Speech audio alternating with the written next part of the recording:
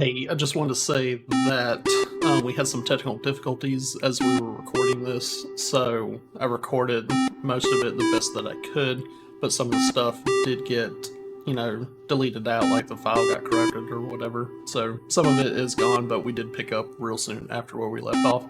So I just want to give a heads up. Thanks. On this episode of Out of the Box Gaming, we talk about E3. Yep, that's pretty much it. We're just going over what all was shown at E3. So power up your consoles, press play, and enjoy gaming with us.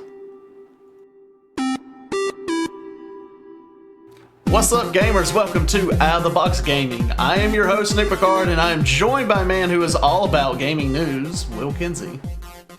Am I though? Oh, I don't know. Today you are. Today you are. Today you are. Yeah, today. If you are joining us for the first time or for the 51st time, yeah, we had our 50th episode last time, I'd like to welcome you. We are a gaming podcast where we talk about all types of games, like video games, board games, card games, etc. And sometimes we'll have special guests on here where we, talk to them, learn about their journey into, gaming, streaming, and all that stuff. And you may ask yourself, why are you going to talk about that? It's because we want to, and we think we have something to say, and you may want to hear it. Maybe. That's right. Yeah, that's right. We want to share our love of games with you and possibly introduce you guys to something new. If you want to catch us live, you can do that by going over to twitch.tv/AceKingKing. Normally on Saturday mornings at 10 a.m. Eastern Time, except for today, we are doing this in the middle of the week because E3 just ended yesterday. And we want to be talking about that. We are also joined by our wonderful producer, Lindsay. Hello. Hey, Lindsay. Hi. Also, guys, be sure to check out our Discord because we want to hear from you. So feel free to drop any topic ideas or discussion questions that you'd love to hear for us to talk about. This could be done by going on over to our Discord, going to the topic ideas and discussion questions text channel, and leaving your ideas there. Now, normally this is where I would say that, Lindsay is ready with a trivia question, but today is different.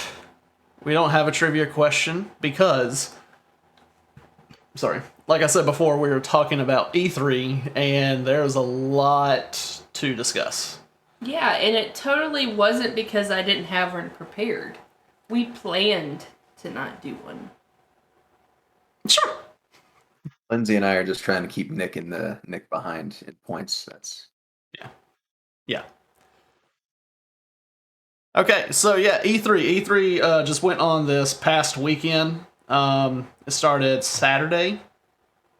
I don't remember the date of Saturday. Saturday through Tuesday. Saturday, 12th. June 12th through Tuesday, June 15th. And I don't know if a lot of y'all, watch E3 or, follow it or anything. Once again, Sony wasn't there. They just kind of do their own thing now. But we did get some looks from, Ubisoft, Microsoft, Bethesda, Nintendo, Square Enix. Oh man, I know I'm forgetting some. I mean, those were the big ones. Yeah, those were more the big ones. I mean, there was some stuff from Capcom, but I didn't really get to watch that one as much.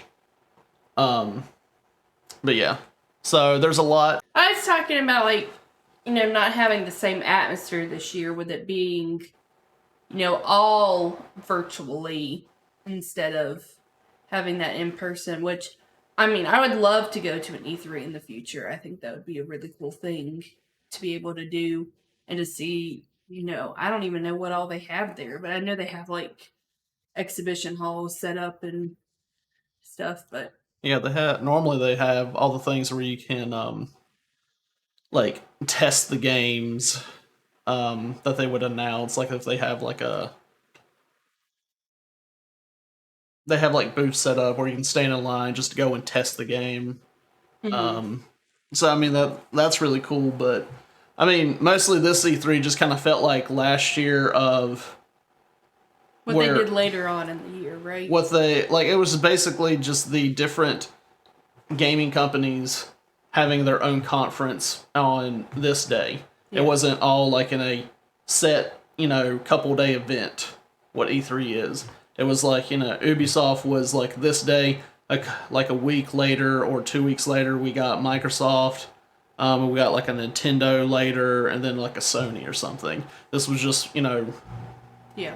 everything of last year just in E3 form, but still it was online. Yeah. So, I mean, it's nice to have E3, like, you have like that set time where you're getting like a bunch of video game like information all at once, but you just don't get to have the experience. Because I still remember a time whenever I would watch E3 when they still had them live, and they would like, have the whole like auditorium or whatever like pitch black, and then up on the screen it shows like one word, and then everyone just like going crazy over that game of what they're showing, or they would hear a voice or something, and yeah, it's completely different experience. Yeah. So, We could get on into the specific one. yeah, we'll get in onto the specific ones. I guess, like I said before, that we'll just kind of go like down the line of everything. So first off was Ubisoft. Ubisoft showed a few different things. The first thing that they talked about was Rainbow Six Extraction. Yes. I don't know much about this game. When I don't either. When I hear Rainbow Six, I'm like automatically just thinking of Rainbow Six Siege, but this is not Rainbow Six Siege. This is more of a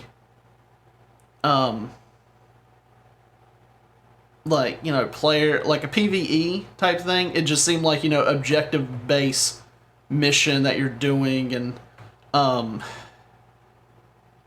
like I don't know what to get, like what some of the things that you would have to do in like Destiny or whatever. It's just like it's PvE of like most stuff that you would have to do. But this, you're working as like flashpoints or whatever they're called. Yeah. Just kind of running raids. It looks like, but with a small squad. It's probably going to be squad-based cooperative for the PvE side of things. I'm sure they'll have a PvP side as well. I'm excited. I really want to see some like gameplay and see a lot more of this game, because I mean, really, all we've seen of the team Rainbow Six in the past is like Rainbow Six Siege, or that's the most popular at least. Yeah. There are other smaller games that feature them. So I'm excited to see where they go with this. They did show some gameplay, because that was a lot of like the very beginning. It was a lot of. They showed a fair amount. They showed like a whole mission type thing that they were doing, like with the squads that people played. Which, I mean, from the look of it, it seemed, I guess, I never played Siege really, but the whole like crouching under something and kind of like peeking out or whatever scene. I mean, it reminded me of some gameplay I've seen in Siege. It's still keep that tactical shooter style, because otherwise, I mean, that would lose the feel of Rainbow Six. Which, I mean, Siege is its own monster altogether. So if they had changed it, it wouldn't have been a big deal. But I do like that they kept the full-on tactical shooter aspects of it, even in sort of a PvE environment. I'm really excited to see where this goes. Maybe they'll add more people from the Tom Clancy universe into it, because they've been doing that with Siege. They've just been throwing people into the Rainbow team, which has been really cool. So I'm excited. I'm really excited. They did say you'll unlock or they call them operators, right? You'll unlock the operators as you save them from. It was from like the alien type thing. Yeah. I mean, from what I saw, I would play it. It looks really cool. It's coming in September. Yeah, it's coming soon. What scares me, and I don't know exactly, but I know they said something about, I guess, like for the like mission that you're on or something, you can lose all of your progress. I guess if you die. I guess. I don't know. They didn't really expand on that sentence that they said. But I remember it. I wrote it down. I took notes throughout at all. But I looked at Nick, I was like, maybe this game isn't for me. Just imagine some people that get like close to the end and or whatever would happen. I guess if they would die or something and they lose all their progress, how upset they would be. Yeah. I mean, I assume it's got probably a similar type of feel to Siege in that if you die, that's it. There's no respawning.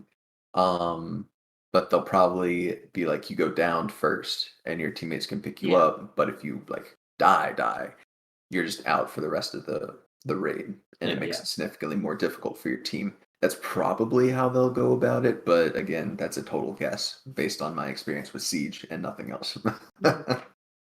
Yeah. But I liked what I saw. Yeah, it looked interesting. I'd play it for sure. All right, the next thing is Rocksmith Plus. Now, back in the day, I never did play Rocksmith.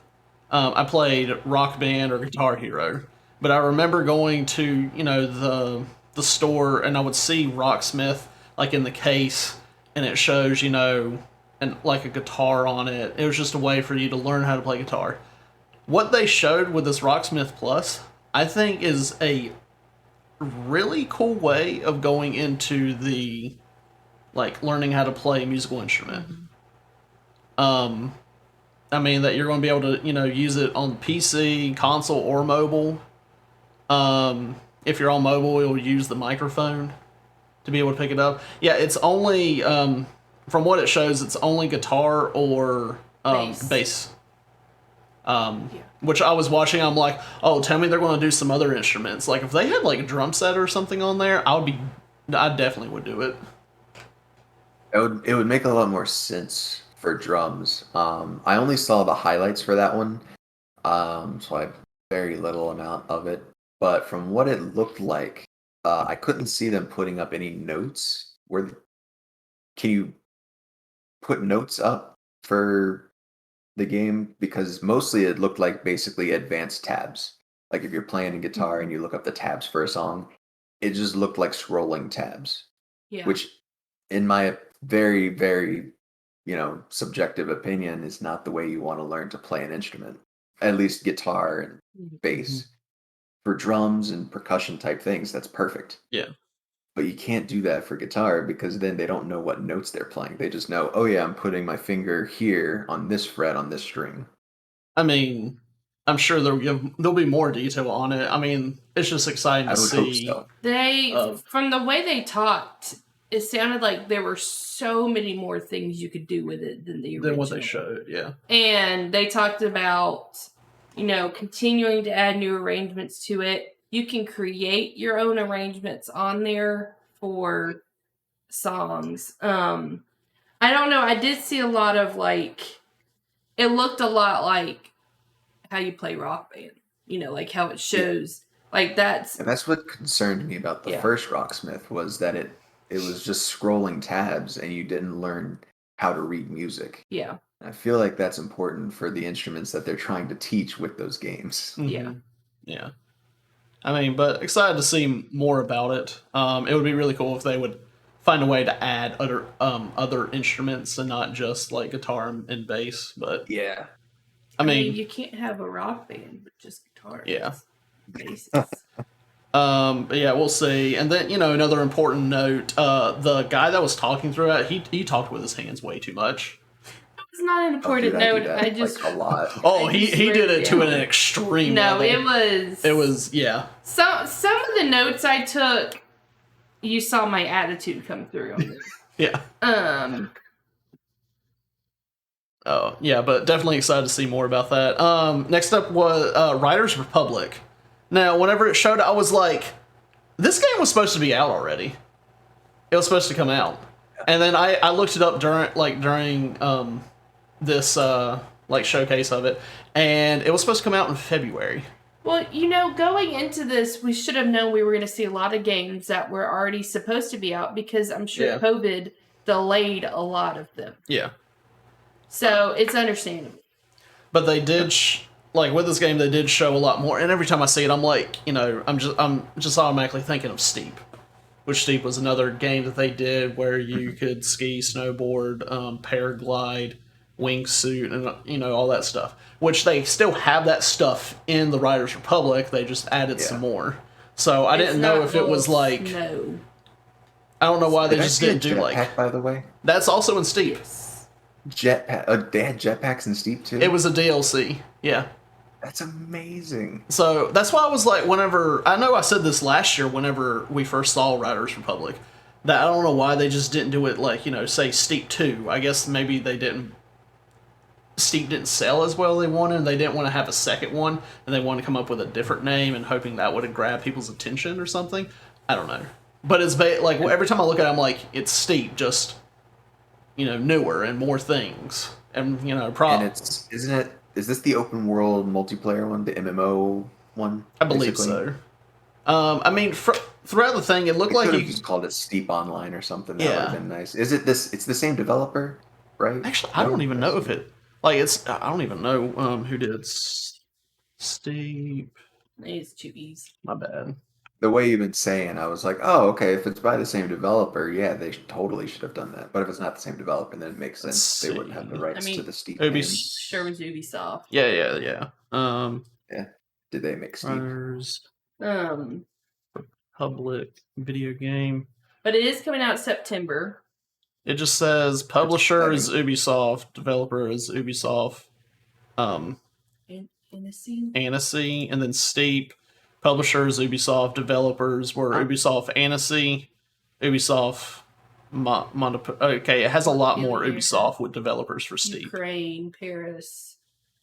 Those are the locations. Yeah, I mean it's Ubisoft. Yeah, I mean yeah. Just didn't know if it was the same team until you brought it up. But yeah, I mean it seems like it is. So like that's where I just maybe Steep didn't, get the attention that they wanted, so they're just going to come out with another name and add some more things. But yeah. But they did mention there's a free-for-all, there's a tricks battle mode, there's 6v6 in it. The map looks huge.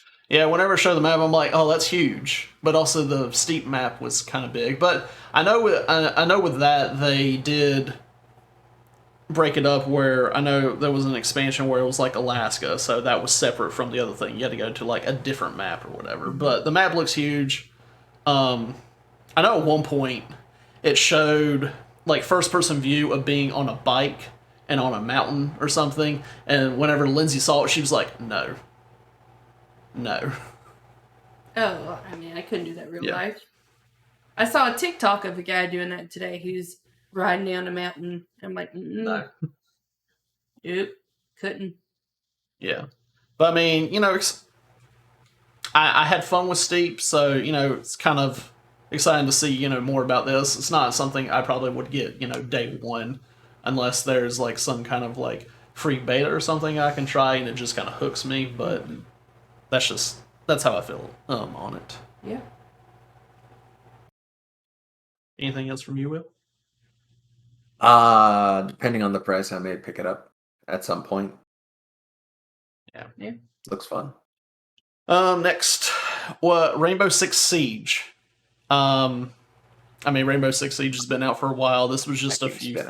Yeah, it was just updates that they were showing cross play and cross progression between PC, Stadia, and Luna in June. And then there's going to be cross play between PC and consoles at the early 2022. And then Thunderbird, I don't know who that is, joins the game. And they showed like a little cinematic trailer thing. There could have been someone else that joined the game too. I just didn't get their name. I don't know. My notes were really good to start with. Two ops at one time. Okay, well. But yeah. I think there was someone else. I just didn't get the name. But the Thunderbird, that was the one where they showed like that big cinematic thing, right? Like that video. Okay. Of her, helicopter. All that stuff. Yeah. That was it. Okay. Yeah. Nothing like it's just updates that they're showing. The game's been out for a while. And then next up was Trackmania. And whenever I watched this, I was like, so this is Fall Guys with cars. because that's what some of the gameplay they were showing. I want to see if I can like pull it up for us to view. What are your thoughts on this, Will? I don't know if I saw enough gameplay on that one to have formed much of an opinion, but it sounds really, really good. It's just like another racing game, but more of like the like Hot Wheels type thing instead of it being like, realistic. So, but there was like some kind of maps that they showed or something, and it just seemed like it was kind of like Fall Guys, like of how you would see those obstacles in Fall Guys of like go from point A to point B and all the different things you have to like avoid or stay on. That's what it kind of looked like whenever they showed. I don't know much about Trackmania, but that's what it looked like. My notes about to get bad. Next up, they showed some stuff about Brawlhalla. The Teenage Mutant Ninja Turtles are joining the team, or whatever.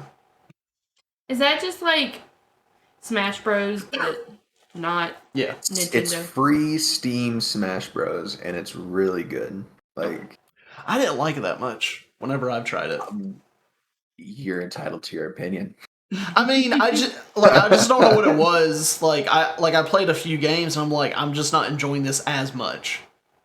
And I think I just keep comparing it to Smash Brothers, and I'm just so used to Smash Brothers, so I guess that's why I judge it so hard. Brothers. So I mean, it probably is good for what it is, but I think with that type of game, I'm just comparing it to Smash Brothers, and I'm like, I don't enjoy this as much. So being even talked about at E3 doesn't really make sense because it's such a small, fun little game that I wouldn't expect it to be there. Yeah. And it kind of puts it in that light of, well, we're just going to compare this to Smash because it's the only other game that would be shown at E3 that's like this. Yeah. Except for that PlayStation All-Stars or whatever that came out for PlayStation. Yeah, which I never played. But we don't talk about that. Yeah. And then Lindsay put down this notes some other racing game that she didn't catch the name of. No, they showed a racing game. I didn't catch the name, so cool. There was a little news on Watch Dogs Legion. Basically, the guy from the first one or second, I don't know, Aiden Pierce joins the game, and I don't know who Wrench is.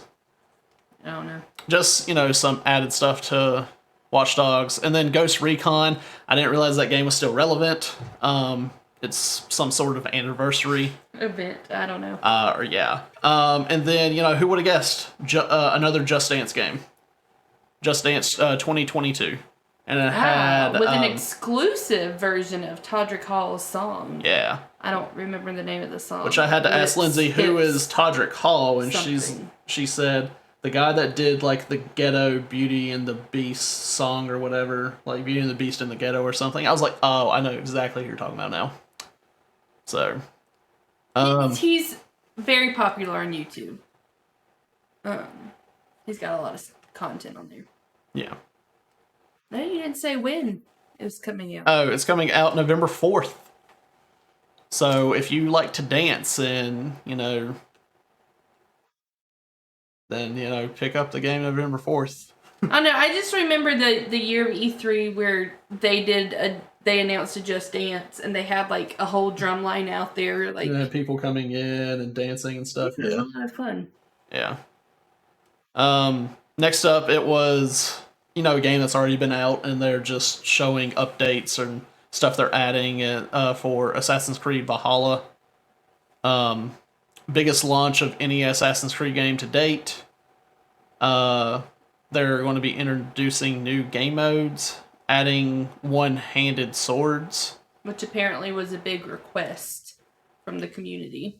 I mean, I guess, makes sense. It's if, two-handed, you have a weapon in each hand or whatever, and I guess they didn't have the swords or whatever. People were like, I really want a sword. If they had swords, I guess they were They were two-handed, yeah.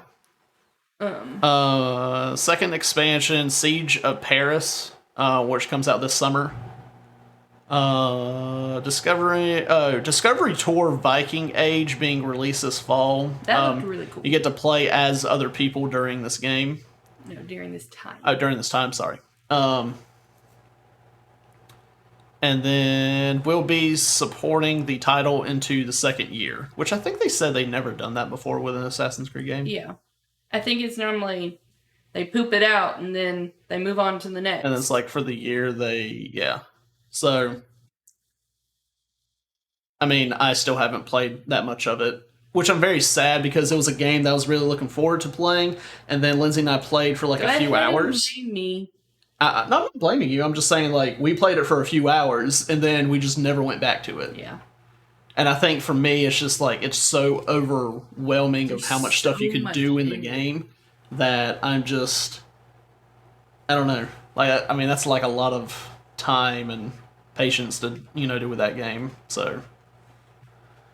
Now very confused at the idea of them not having one-handed swords in a Viking era game. Yeah. Yeah.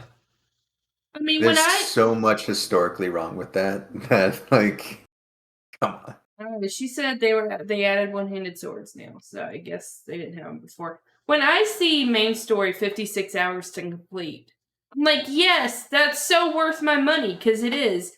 But then I'm like, that's so long. I gotta start this. Yeah, I gotta keep going with this. And the thing is we haven't played in months. That if we get back, we're going to forget how to play the game. I mean, that's the bad thing. But luckily, we haven't done enough. Scene with Gandalf. I have no memory of this place. Yeah. Luckily, we don't have enough. Like, we haven't done enough for us to really. Like, if we forget what we've done, that's okay. Yeah, that's fine. Like, anywho. And then next up, they're talking about film and TV team. They have Mythic Quest, a show that I highly recommend. It's really good. Unfortunately, it's only on Apple TV. And then they have Werewolves Within. It's a movie coming out. So they showed a trailer for it. Yeah. There were werewolves. That's all I got out of it. And then they showed some more stuff about Far Cry 6. There was like a week before. What?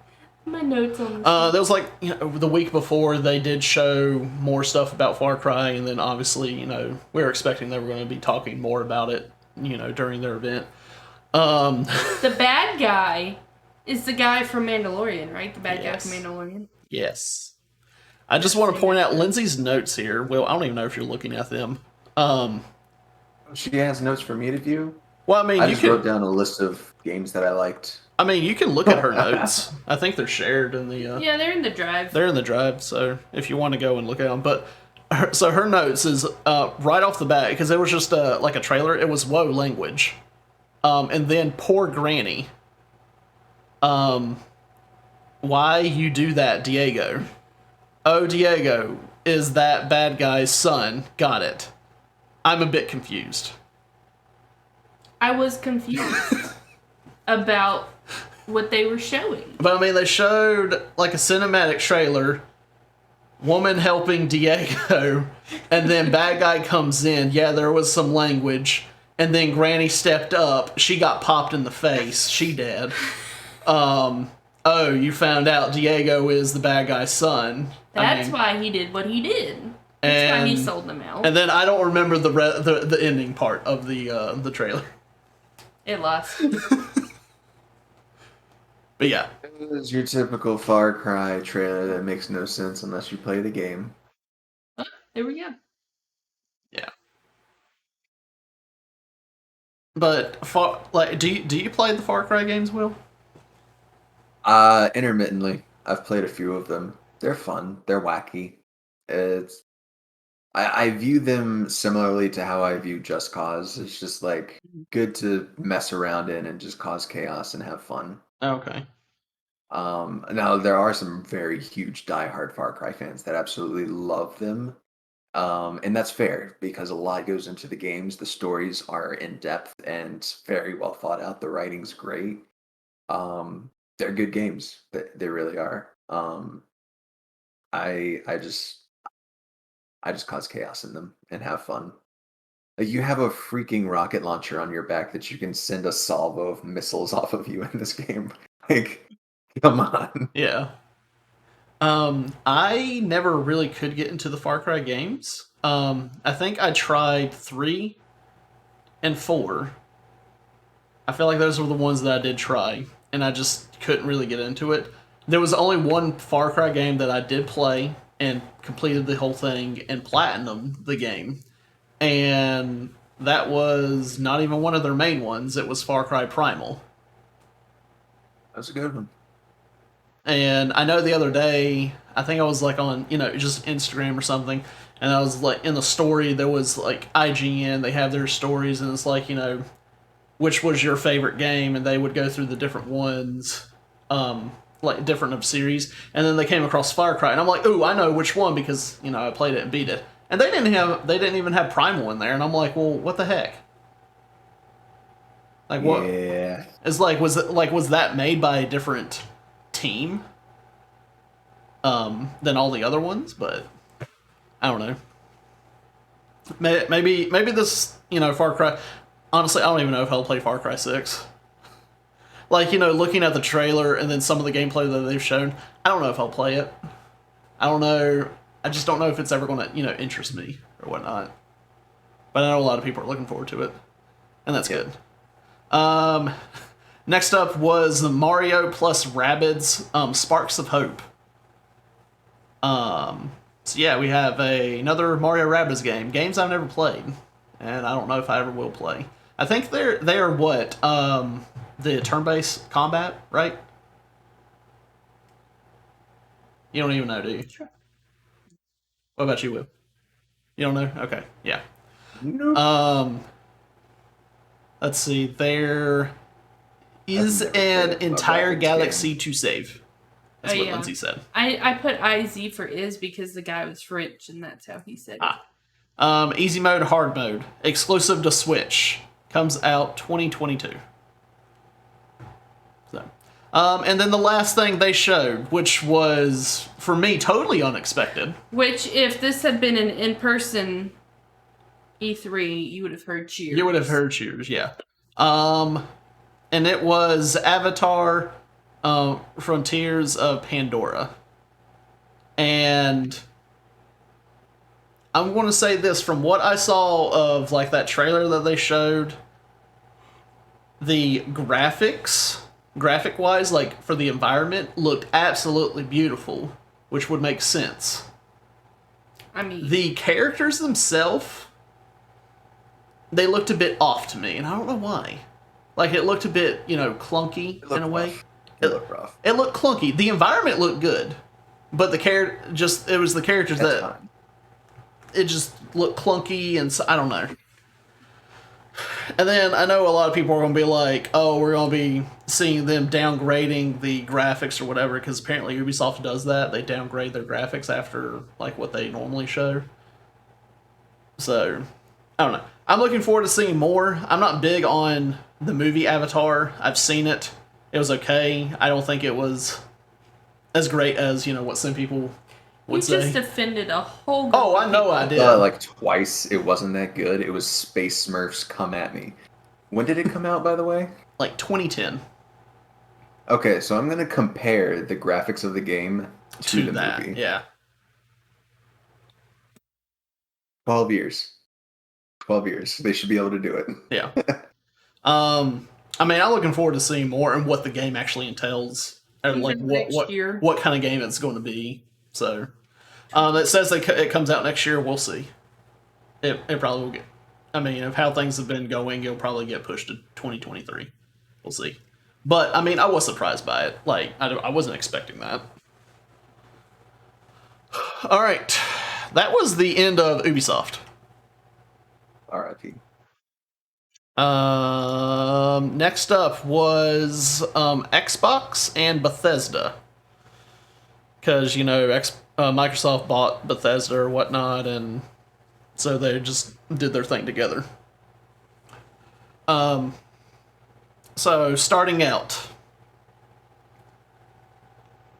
I'm happy for Xbox, Microsoft, or whatever. I'm happy for them. So we're going to start off with our first game that what? I was just looking at Will. What, you're not happy for him? Nah. I'm just happy that they're getting They things. can suck a big one. I'm just happy they're getting things. No, they can munch my butt. I mean, I don't care. I have a PC, but all of these awesome titles that they came out with, and every single one of them was PC and Xbox, PC and Xbox, PC and Xbox. Not a single one. Okay, a couple maybe. Well, no, I was just saying that I'm happy that they're getting games that the people that don't have a PC that have the Xbox, the console, I'm happy that they're getting games that they can play and not just, like nothing.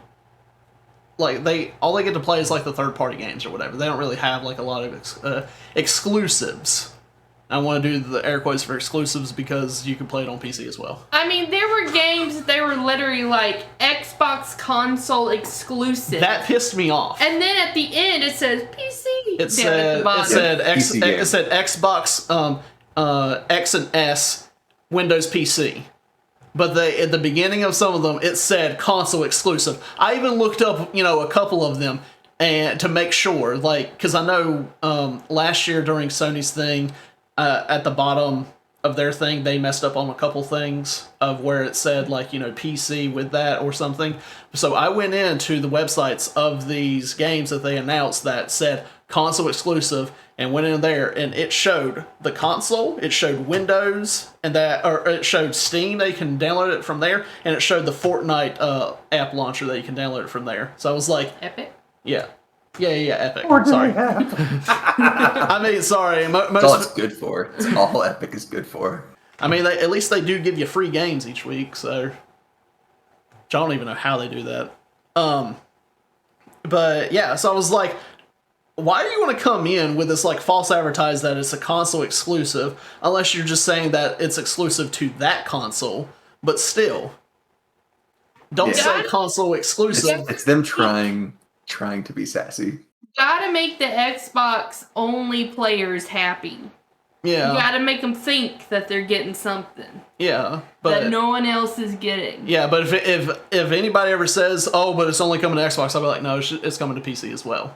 You can look it up. They'll be like, "No, they said console." No, it's coming to PC. I would like to clarify: if you listen and you only play Xbox, we still love you. Yeah, but sorry, it's not console exclusive. It is coming to PC. Anyway, they started with Starfield. Look, I've been excited to know more about this game since they showed it at E3 a few years ago. I don't even remember which E3 it was. And finally we saw something. And we got a date. We got a date. And it is only coming to Xbox and PC. I feel like at the time it would have came out for PlayStation before Microsoft bought Bethesda, but hey, it's fine. I'm still going to be able to play it. We will be able to play it, so we're all good. I mean, honestly, though, I'm curious. Because nothing they said... Everything on their conference, they only listed Xbox and PC. But I wonder if any of them would also come out on PlayStation. They just don't say it on their Maybe. thing. But I know Starfield, Phil Spencer at the end of it or something, he did make a point that it is only coming to Xbox and PC. Mm-hmm. That I know. Which I kind of expected that they're going to get one of the big titles that Bethesda has been talking about when they bought it, that it was just going to go to them. But some of the other ones, I feel like in the future, whenever they would come out with the next Elder Scrolls, I still feel like it will come out to Sony. I mean, I'm not really sure on that. I still feel like it would, but it may be a timed exclusive. But, yeah. I mean, we'll see. But yeah, Starfield. I'm excited. Yeah, I'm excited. Yeah. I want to know more. I know the last time whenever they showed something, it was just the name. And from the name, I was excited. And then now I got to see what it was, and I'm like, oh yeah. I'm even more excited because, it's space stuff. And if you know Will and I, we like our space stuff. Indeed. Yeah, I look forward to it. I'm glad it will be on PC, obviously. But yeah, just a little bit back on my rant. Every time I saw Bethesda Xbox PC games, and that was it, got a little salty. I don't even have a PlayStation, but I got a little salty. Oh. See, I did that. I I just see did which. that Sorry, I was just seeing something that Lindsay did. But yeah, gosh, I really just want. Look, I would have been happy if they just did 30 minutes of their conference on Starfield because I want to know more. I wanted them to show more than what they did. Is that just me being greedy? Maybe. No, but they did have a lot of really good things to show. Like, Yeah. I was very impressed with quite a few of their games. Yeah. Like I want to know. Oh God, there's just so much I want to know. But we won't know until future when I don't know. I mean, I have to wait over a year before I can play the game potentially. I mean, still it'll be over a year. I just don't want to go to 2 years. But we'll see. All right. Next up was Stalker 2. Yes. You said yes. You could talk more about this because they showed it last year, right? Yeah, I think they did. Yeah, I remember it. I mean, it looks really freaking good. Did they show much gameplay? I know they keep throwing out cinematic trailers left and right. And They looks really freaking good. They did show some gameplay. There was an official gameplay trailer. Let's see. It was whenever they showed that cinematic thing, or I guess no, not cinematic. It was a dude who walked up on the campfire, and they were all talking, and then did like a little flashback thing of showing him, showing what you're doing. There was one thing. I think it was from this game. Hold on. I pulled up the cinematic for me to watch, and I think it was from this game where I noticed something, and I was like, "Well, that was kind of odd." I think it's coming up. Oh, when he grabbed. Okay, yeah. It was just a little thing, and I'm like, that makes no sense to me. But I don't know anything about Stalker, like the first one and this one. Does the guy have powers or something? The main person that you play as, or whatever, does he have powers? Believe so. Oh, okay. Because some kind of something going on. Because at one point he walks up where he can grab a gun and grab ammo off of a crate or something, and it doesn't look like he actually reaches out and grabs it. It just looks like he puts his hand over top of it and then pulls back, and then it was like in his hand, like it was something that you would expect from like a very old game. The shows like an old Medal of Honor game or whatever. It's like, hey, you're going to grab that. You just kind of like swipe your hand over it. It doesn't actually show you grabbing it. It's just like, it appeared in your inventory or something. It was just really that weird. Might be a thing that happened. It was just really, really weird. Like that was just something I noticed, and I was like, okay, that's not that. It shouldn't be like that. Yeah, I never played the first one. I never really heard of these games until last year whenever they talked about, this one. It's one that I probably won't play. It doesn't really look like my cup of tea. But I know a lot of people are excited for this. From the sounds of it, you are excited for it. Alien horror shooter with cool sci-fi weapons. I'm down. I'm 100% down. Yeah, it just looks like a heck of a lot of fun.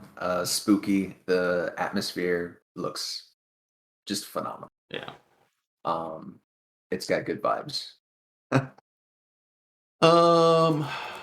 Okay. Also takes place in Chernobyl or around Chernobyl. Oh yeah, I remember the thing from last year. Now, that was the one. Okay. Yeah.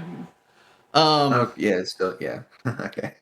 All right. Next up was Back for Blood. I don't even remember which one this was. Zombies. I know it was zombies. Yeah, that was the big zombie. Yeah, I haven't played. Was there were other Back for Bloods or whatever? But maybe it looks good. I'm looking at some of the what they showed. Try to remember. Oh yeah, just another zombie. Like for me, I'm not big with the whole zombie things. I know I probably said this before. There was Left 4 Dead, which could have been connected. Yeah, maybe. But I mean, like, similar yeah, I'm not the biggest zombie person. I know a lot of people like their zombies. There's just so many like zombie stuff, you know.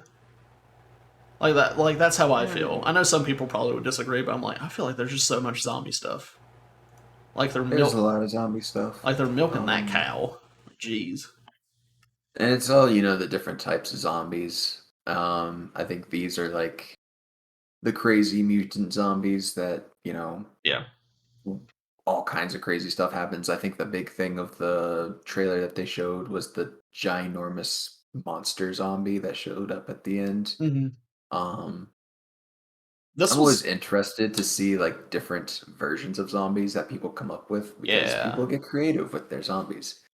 So I'm interested, but yeah, very much like you said, zombies. We'll see what happens. Yeah, and they did show. So it is going to be. It says it's coming out this fall in October. 4-player co-op, but they have a PvP mode where I think this was the one where it said that you can play as a zombie. I think and I saw a little bit of gameplay of someone running around in like a third-person type view as a big old monster zombie. Mm-hmm. So I think it's survivors versus zombies. It may be asymmetrical, but I'm not sure on that. Yeah, but that looks fun. Maybe good for a couple of games with your friends. I don't know if it's something that could be ground out like Call of Duty, but yeah, might be fun. And then we want to clarify that this is coming out for Xbox, PC, and Sony. When we look it up, it does show PS4 and PS5. Yeah. They just didn't announce they just didn't want to say that. Which I get. Next up, they showed like a little cinematic thing for a game called Contraband. Yeah, it was very short. Yeah. And they didn't give much information about it. Is this true what you said right here? Yeah, I mean, we saw that at the end. It gave a lot of hints as to what could happen. They did say open world and co-op. Mm-hmm. Yeah, it's an open world co-op game. It looks like it's going to be a heist game, heist-driven type game. They had a lot of like images that look like, blueprint plans for heists, that kind of stuff. Mm-hmm. And then you have all of those boxes at the end that look like, stash cash boxes, that kind of stuff. So yeah, it's been a while since we've had a good heist game. The last one that I really, really enjoyed was probably Payday 2, which has been a long time, and that game wasn't even that good. So I'm excited. I hope it's decent in terms of like interactive stuff and how the AI works, because some heist games are just kind of, dumb AI and you just walk around and do whatever you want. So I have high expectations for this, and we've only seen that one very quick cinematic thing. I think they didn't show any gameplay, did they? No, they didn't. Okay. And Lindsay put in here that Xbox console exclusive and doesn't even come out for PC. No, except not. It will come out for PC. It does come out for PC. Oh, okay. Sorry. Yes. They announced Xbox console exclusive, and then at the end it said PC, assuming that was not a typo or anything.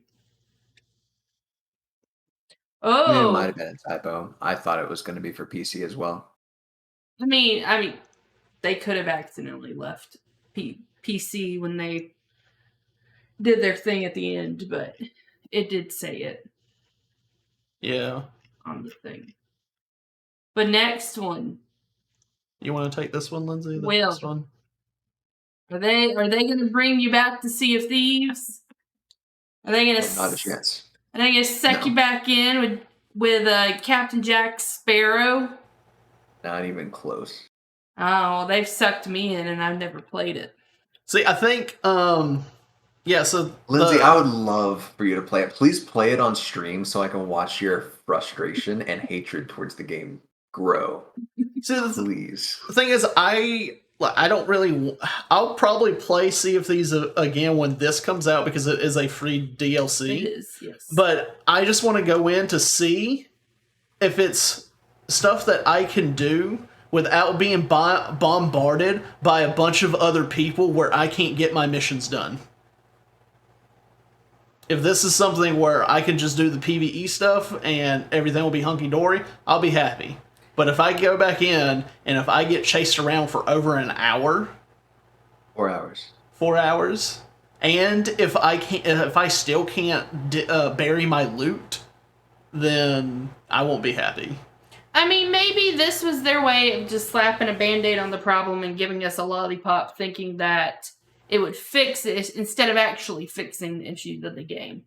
But, I mean, so my notes I wrote Calypso ? And I was like, man, this really sounds like Calypso from Pirates of the Caribbean. Yeah. And then we saw the Pirates of the Caribbean stuff. I wrote Jack Sparrow in all caps because I got excited.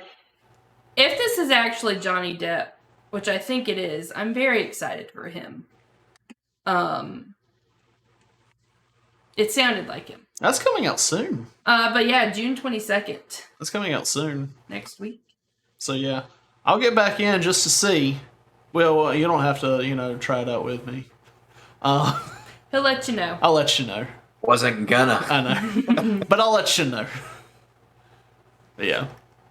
And then they showed Yakuza Like a Dragon. That game's already been out. Yeah, I don't even remember what all they were showing with that. I didn't have any notes for that one. And then after that, they showed Battlefield 2042, which earlier that week, we literally saw stuff about Battlefield 2042. So, but we saw more.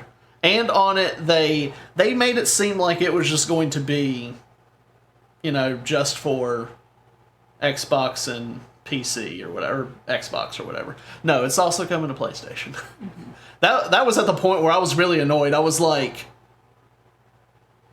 they're making it seem like it's just coming out for them, but I know for a fact it's coming out for Sony. So there was a rocket ship. Yeah, there was a rocket ship. Yeah. Okay, I haven't played any of the Battlefield games. The only Battlefield thing I played was Star Wars. You don't need to have played any Battlefield Battlefront. games before this one to appreciate it. This is 100% a return to form for Battlefield. One of their first games ever was Battlefield 1942, which was pretty much a campaign-less, single-player, also multiplayer online game where you just went up against AI in situations, or you played online against actual people. So this is just an updated version of that game. They're going to have no campaign. It's all online, several different maps, which is great because, having these online games with only one map gets pretty boring. Multiple different natural disasters that'll happen. So sandstorms, tornadoes, I think maybe a hurricane that's going to push like a aircraft carrier up onto a beach. There's the rocket ship that you were talking about, which I think you have to fight around, and then like once it launches, it might be dangerous to be under the flames.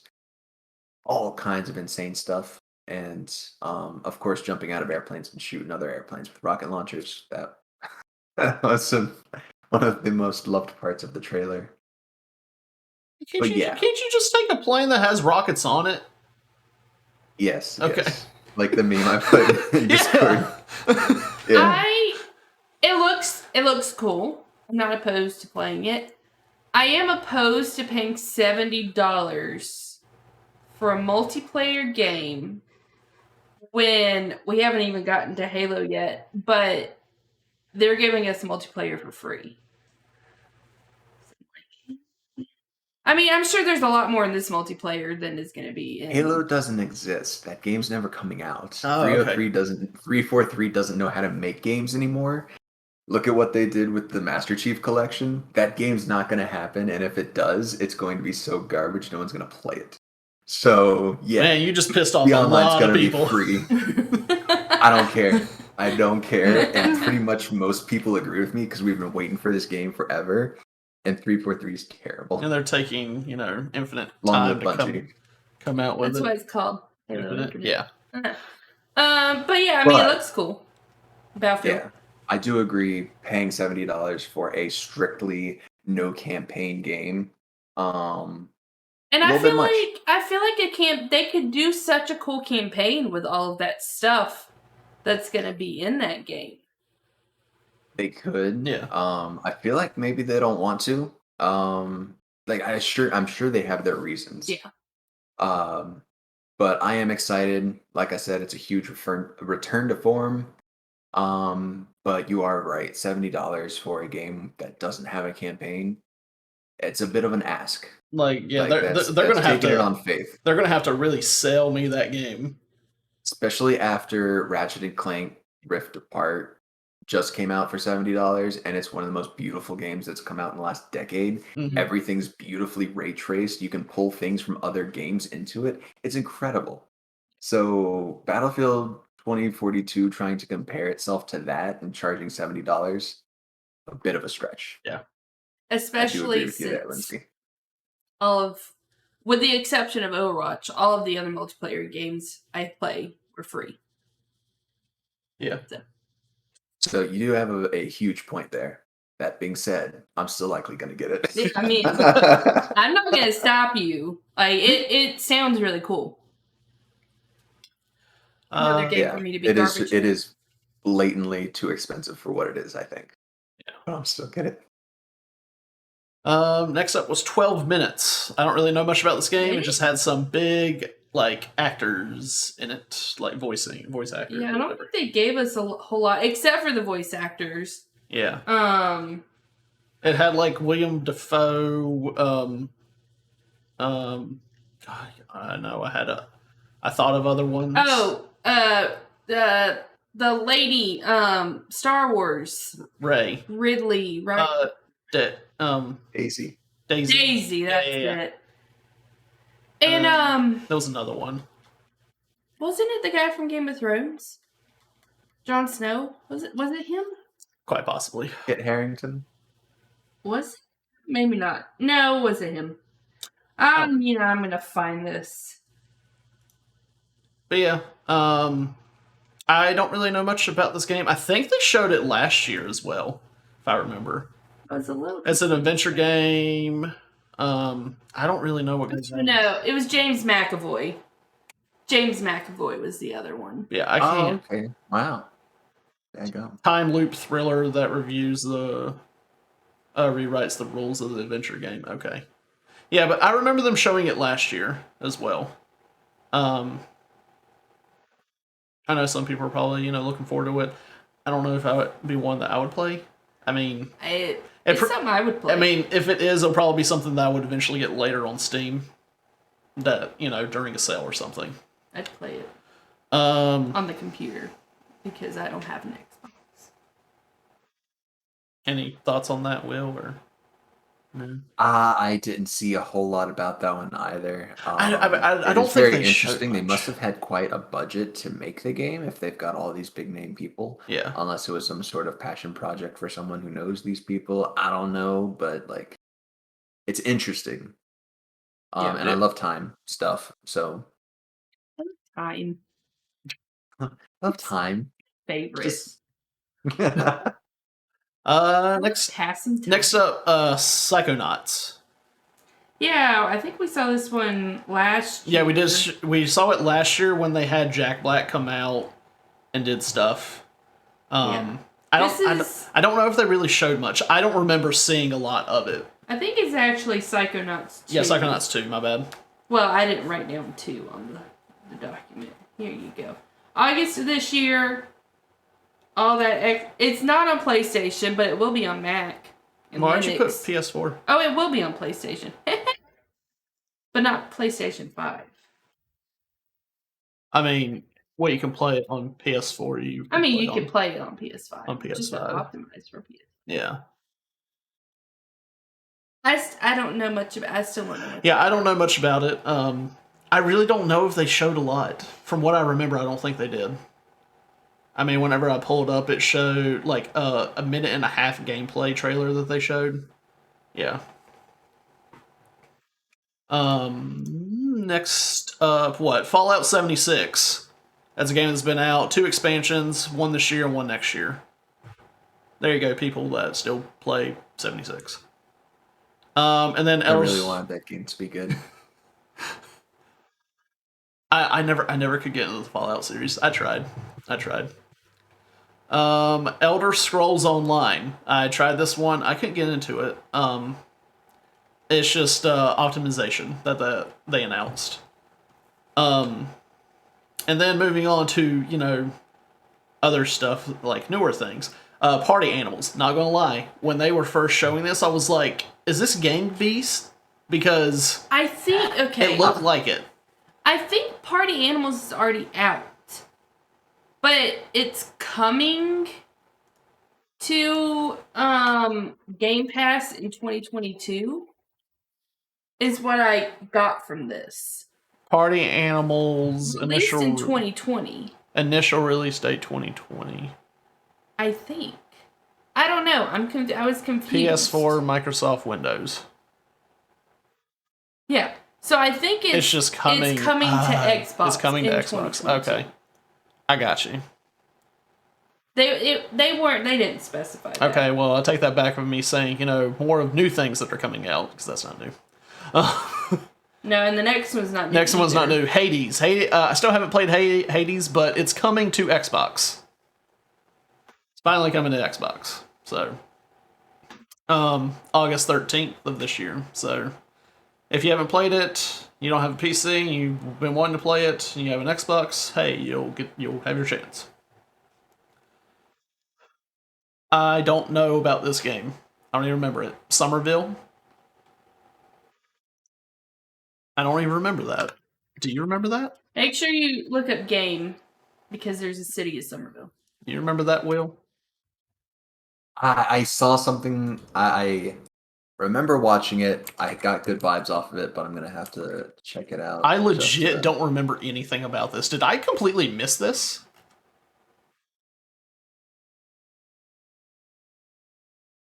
Did I completely miss it? So this was the platformer, the 2D platformer. I remember now. That's not really 2D because it's got so much great like 3D background and foreground effects. It looks incredible for a platformer. Yeah. And I believe you have to like protect your family and stuff throughout it because a lot of times you're like carrying your family or dragging them through storms or whatever.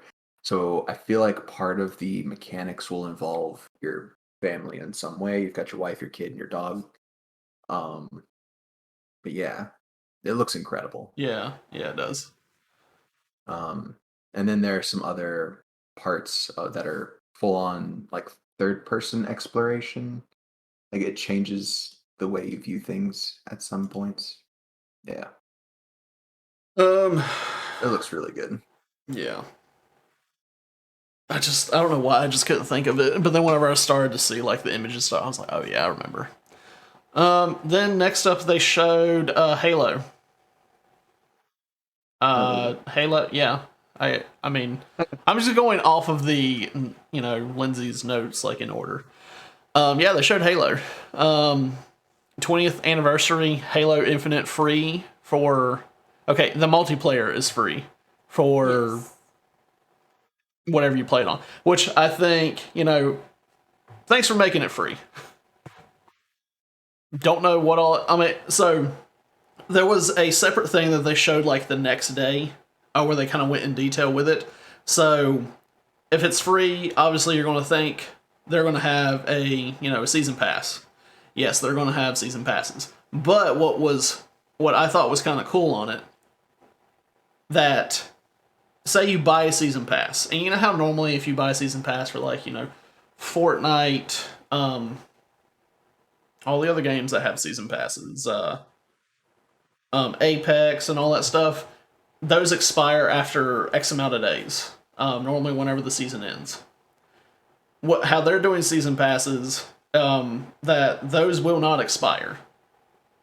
So say you buy, for the first season pass, you buy it, but you only get to play like, halfway through, and then you can't play for a while, and then you come back and the next season pass is there and you buy the next season pass. You can then choose which season pass you want to have your XP to go towards to try to get, I guess, the rewards from it. And then you can start on the other one if you want. So I think it's cool that they don't expire and you can devote your time to whichever one that you want, like your XP, to get that stuff. I think that's cool because I know there will be times where if I know the last season of Fortnite I got the season pass, but I rarely played it. But if there was something that I really wanted to get, like at the end of that season pass, but I just didn't devote the time to it, it would make me happy if I could devote, like if it didn't expire and I still could get that skin or something. So that was probably one of the best things that I heard, during the whole Halo thing. I don't know. And they said they called it an epic campaign. Yeah, I don't know what that means because it showed like at the end it's like Halo Infinite multiplayer free, and then it had Halo Infinite epic campaign. What does epic campaign mean? Does it mean that it's going to be really long? Are you just trying to hype it up some? I don't know. I mean, if you ask Will, if he's going to say that it's just... Yeah, Will, what do you think of epic campaign? I think it's just slang for we want to make something really good, but we're not gonna.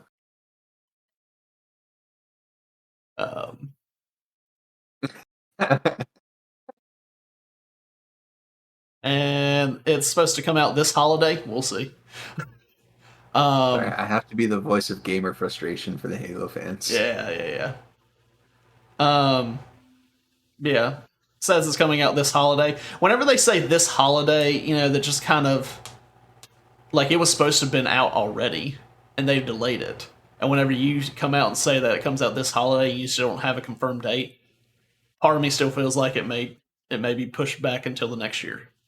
Maybe it's not going to happen at all. Yeah, maybe it's not going to happen at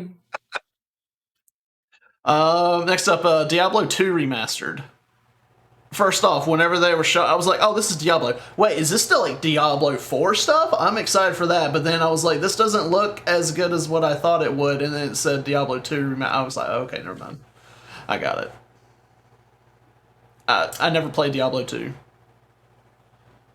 It was alright. I think I'm just waiting. What I saw, they just kind of like blandly went over and remastered things, kind of. It's not a good remaster at all. Well, but now it's optimized and there's cross progression, classic like it's probably going to be a lot smoother and actually playable rather than Diablo 2. Yeah. Because Diablo 2 has started to get rough recently, I'm sure. If it's not already unplayable. But goodness. Yeah. I mean, I know there's probably a certain audience out there that will play it, but I probably won't play Diablo 2 Remastered. I'm still waiting on Diablo 4. Even though I didn't really play much of any of the Diablo games. I've dabbled a little in 3. But I kind of want to play 4. So next they showed a Plague Tale Requiem? I can't remember what this one was. It is it's right there. A highly anticipated sequel to A Plague Tale. Which involves you playing as a young lady who is dealing with a plague. And it looks like in this one, the kid from the first game who could basically control rats and the plague, whole thing, looks like he might be, I don't know, causing the plague or making it worse or something. We see a huge wave of rats and the main character saying some spooky stuff. It looks really good. Okay. I will say when I first wrote this up, I did the wrong spelling of tail and I spelled it Tail. So now I'm just imagining like a tail made out of a plague of some sorts. I mean, it is very much about rats, so... I mean, they have tails. So. They do have tails. Next, they just showed some stuff for Far Cry 6. Well, I was like, we've already saw some Far Cry stuff from Ubisoft. Yep. I don't even remember what was different on that one. I don't know if Ubisoft, if they gave us a date, I didn't write it down earlier, but they did say October this year. October 7th. That's what you have written down right here. And then after that was Slime Rancher 2. I never played Slime Rancher. I did recognize it because I've seen some gameplay of the first Slime Rancher. But they're like sucking up the slimes and yeah, Slime Rancher 2 coming out, they say 2022. Xbox and PC. I did not find any PlayStation on that. I feel like that'd be a good Switch game. And then there were Shredders. Console launch exclusive, December 2021, and it's snowboarding. So whenever I saw this, I was like, oh, like steep again. So yeah, unless it's got like some insane courses for you to snowboard through, it's gonna have to probably compete with Riders Republic. Yeah. Which is not something you probably want to do at this point. So best of luck to them. I mean, maybe it's got some hidden gems in the game that'll make it worth playing. Yeah. But if you can only like if it's like SSX Tricky where they have like insane rails going all over the place that you can grind, heck yeah. I mean, they did show a lot of rails. But literally, Was this the one that was like, it was like a team? There was one where it was like you were on teams and whoever like you had to like capture. Okay, so Splatoon. You know how you play Splatoon? It's like the most people to cover it with their color. It's like you would go on a rail. Was it this game? I feel like that was Riders Republic. Whenever was they that might have been Riders because Riders Republic they said that they had a 4v4. There's a 6v6. A 6v6. Maybe that was. I'm just kind of skimming over this. I mean, it looks more arcadey looking. Not it's pretty. Steep. I mean, yeah, it looks pretty, but like Will said, they're just gonna have to like. It seems like they'll have to compete with Riders Republic, and don't know if you want to do that. So it's a really gimmicky snowboarding game. It'll likely have to compete. Yeah. What was next? They showed Atomic Heart. I don't remember this one either. I don't know. It is also coming out on PlayStation. I only got to catch a very small little bit of trailer for that one, and it looked like you could control either time or telekinetic stuff. Time, my favorite. Yeah, I just saw something get like. Oh, this was like the weird thing. There was like a lunchbox on a unicycle right there. Yeah. Did I just not watch this? I don't remember. I remember some of it. All that I like is that we're just, calling out Microsoft for, saying console exclusive or something or, Ooh, Granny with a ladle. Or, Microsoft or whatever, but it's still coming out on the other PC or is coming out on PlayStation. Yeah, I don't remember this game. I remember vaguely some of it. Anywho, I don't think they gave us a date for it. Yeah, so Atomic Heart. And then gosh, I don't remember the names of these games replaced. At this point in the presentation, I was getting sleepy, I'm pretty sure. Replaced. Oh, this was one of the ones that I looked up to make sure because it said like console exclusive, but it is coming for PC as well. I don't remember much of it. Will, do you remember anything of this one? Retro, futuristic action game. I see what it means by retro. Oh yeah, I was not interested in this game at all. Yeah. Yeah. YouTube's acting up. Everything is age restricted, even though I'm signed into my account.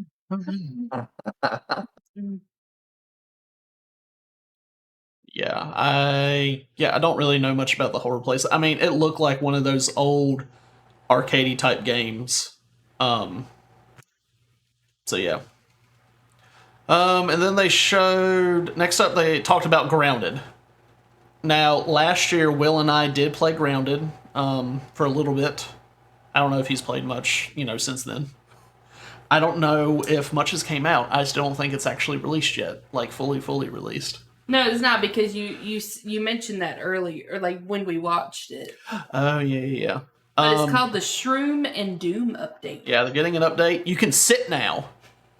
Because apparently that was a big thing that people asked for, was to be able to sit. Pets, mushrooms, giant A spiders. Best trailer? No, this was not the best trailer. No, it was at the time. It was the best. It was funny. It was At the time, it was the best trailer. But we will talk about the best trailer in a bit. And the June 30th. Yeah, June 30th is going to be when that update is coming out. And then Among Us. They talked about Among Us, coming to, I guess, Xbox, coming soon or whatever. And 15-player lobbies. I was like, oh, hey, now they're trying to be like Goose Duck. Though I think Goose Duck has 16-player lobbies, so still got you there. Still don't need that many. I don't need that many people trying to yell at each other. Like, I don't need that in my life. Legit don't remember this name that you wrote down. I don't know if I spelled it right. Something Chronicle Rising, and then there's 100 heroes. Uden. It looks like a game you would play on Switch. It looks like not Lindsay's type of game. Well, if that's something that you want to talk about, then feel free. I'm still trying to get my stuff working. Oh, okay. Uden Chronicles Rising. Yeah, I don't remember seeing it. I think they were two separate, but they were like the same like franchise. One's in 2022, the other's coming in 2023.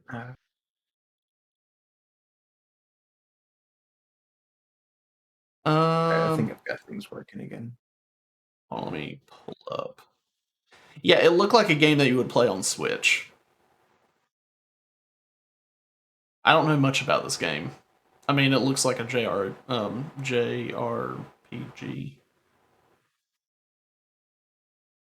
Yeah. It's not the animation style that I like. Yeah, sorry. Yeah. So, this looks like an Alex game. Yeah. And then there was The Ascent. Yes, The Ascent. Sorry. Normally I remember all of these. I think there was just so much that or they did one of those things, because I know from E3 and before, like in the past, where they have like, hey, here's more games that are just coming to, this console or something. And they would show like 30 indie games like so quickly that you just can't really keep up with all of them. And I feel like this could have been around that time where I just wasn't paying attention. Yeah, they're not the huge ones that a lot of people would be looking forward to. And I know like it still captures, some audience for like these little games. Like I legit don't remember anything about this. Yeah, I don't. I'm sorry. That was it shown 3 days ago. So it comes out July 29th. Yeah. Console launch exclusive. Yes. And then there was Age of Empires. I don't remember what number. I think it was 6. Yeah. That's why I put a question mark. Which, when we were hearing the trailer, what they were showing for this, Lindsay was like, it's either going to have the name Empire. 4. It's 4. It's 4, okay. It's going to have like the name Empire or something else. I can't remember the other thing. And I was like, or both. And then it ended up being Age of Empire. I'm like, oh, I know what this is. Which at the time what it showed, I was like, this kind of looks like a mobile game. I mean, it's your classic Age of Empires. Yeah. Yeah, it was a 4. I flipped the Roman numerals in my head. Yeah, I never played Age of Empires, so I don't really know much about the game. Will, what about you?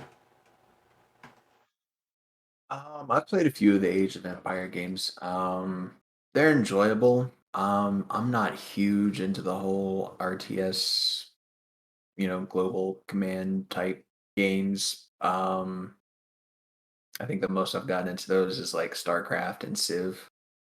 But they have, Age of Empires is really good. They put a lot of work into their games. Yeah. So I'm sure it'll be phenomenal. Yeah. And then next up we had the absolute best trailer of E3. If you have not watched this trailer, go and watch it. Really, you just gotta listen to it. It was funny. It was really funny. And it was the announcement of the Outer Worlds 2. The trailer was just really, really funny. I never played the Outer Worlds. I know a lot of people really enjoy that game whenever it came out. Like it was a surprise. I think it was a surprise that it was so popular.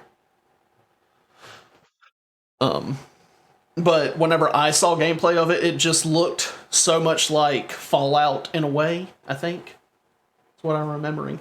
I don't know. Maybe in the future I would play the first one, but right now I'm just satisfied with that trailer that they showed. And then you would think it'll also come to PlayStation because the first one was on PlayStation. But we'll see. But we don't know yet. Yeah. Next they showed Flight Simulator, even though that's a game that is already out. But I think they were announcing that's coming to console in July. And then there's a Top Gun expansion. I want to get beautiful game. I tried to play Flight Simulator. I didn't take the time to figure out the controls. Maybe I'll just plug a controller in and figure it out that way, because I want to go around the world and visit places.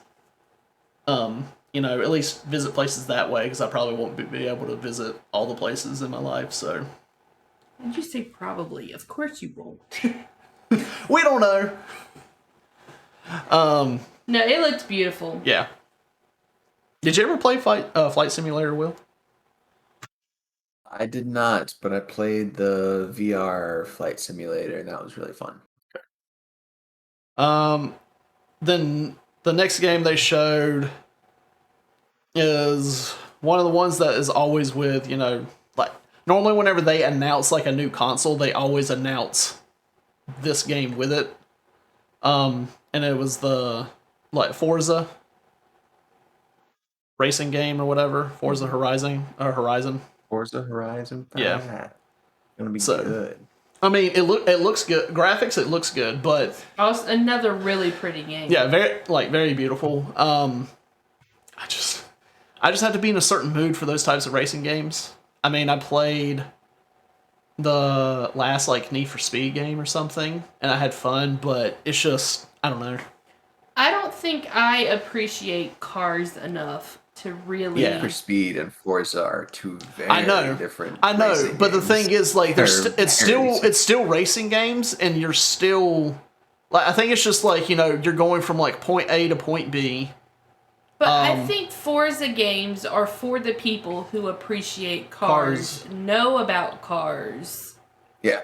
Forza is very much the ultra realistic. They got their physics down pat. The cars look great, and especially for this one, everything's ray traced. Every little detail of damage or anything that happens to the car, you can see. Even in the trailer that we saw, they had the car driving through basically woods, and you could see on the top of the car the reflection of the trees and the light shining through. Is so beautiful and well made. That just that in and of itself makes this game one of the best Forzas yet.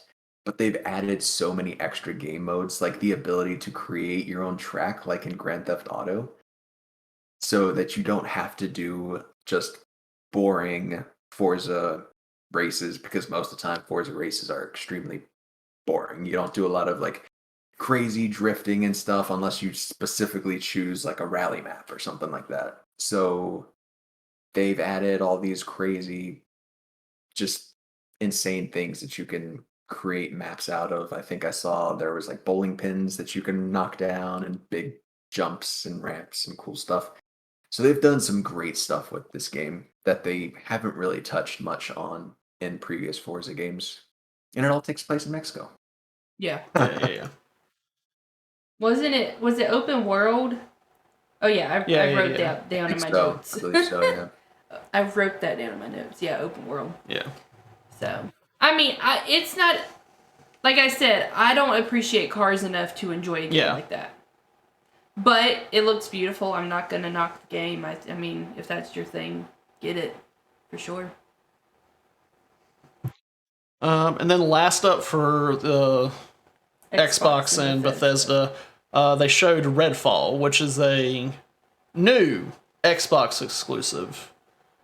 Well, we say Xbox, it's probably coming to be PC as well. So. Microsoft exclusive. They just need to say. Yeah, they just need to say Microsoft exclusive.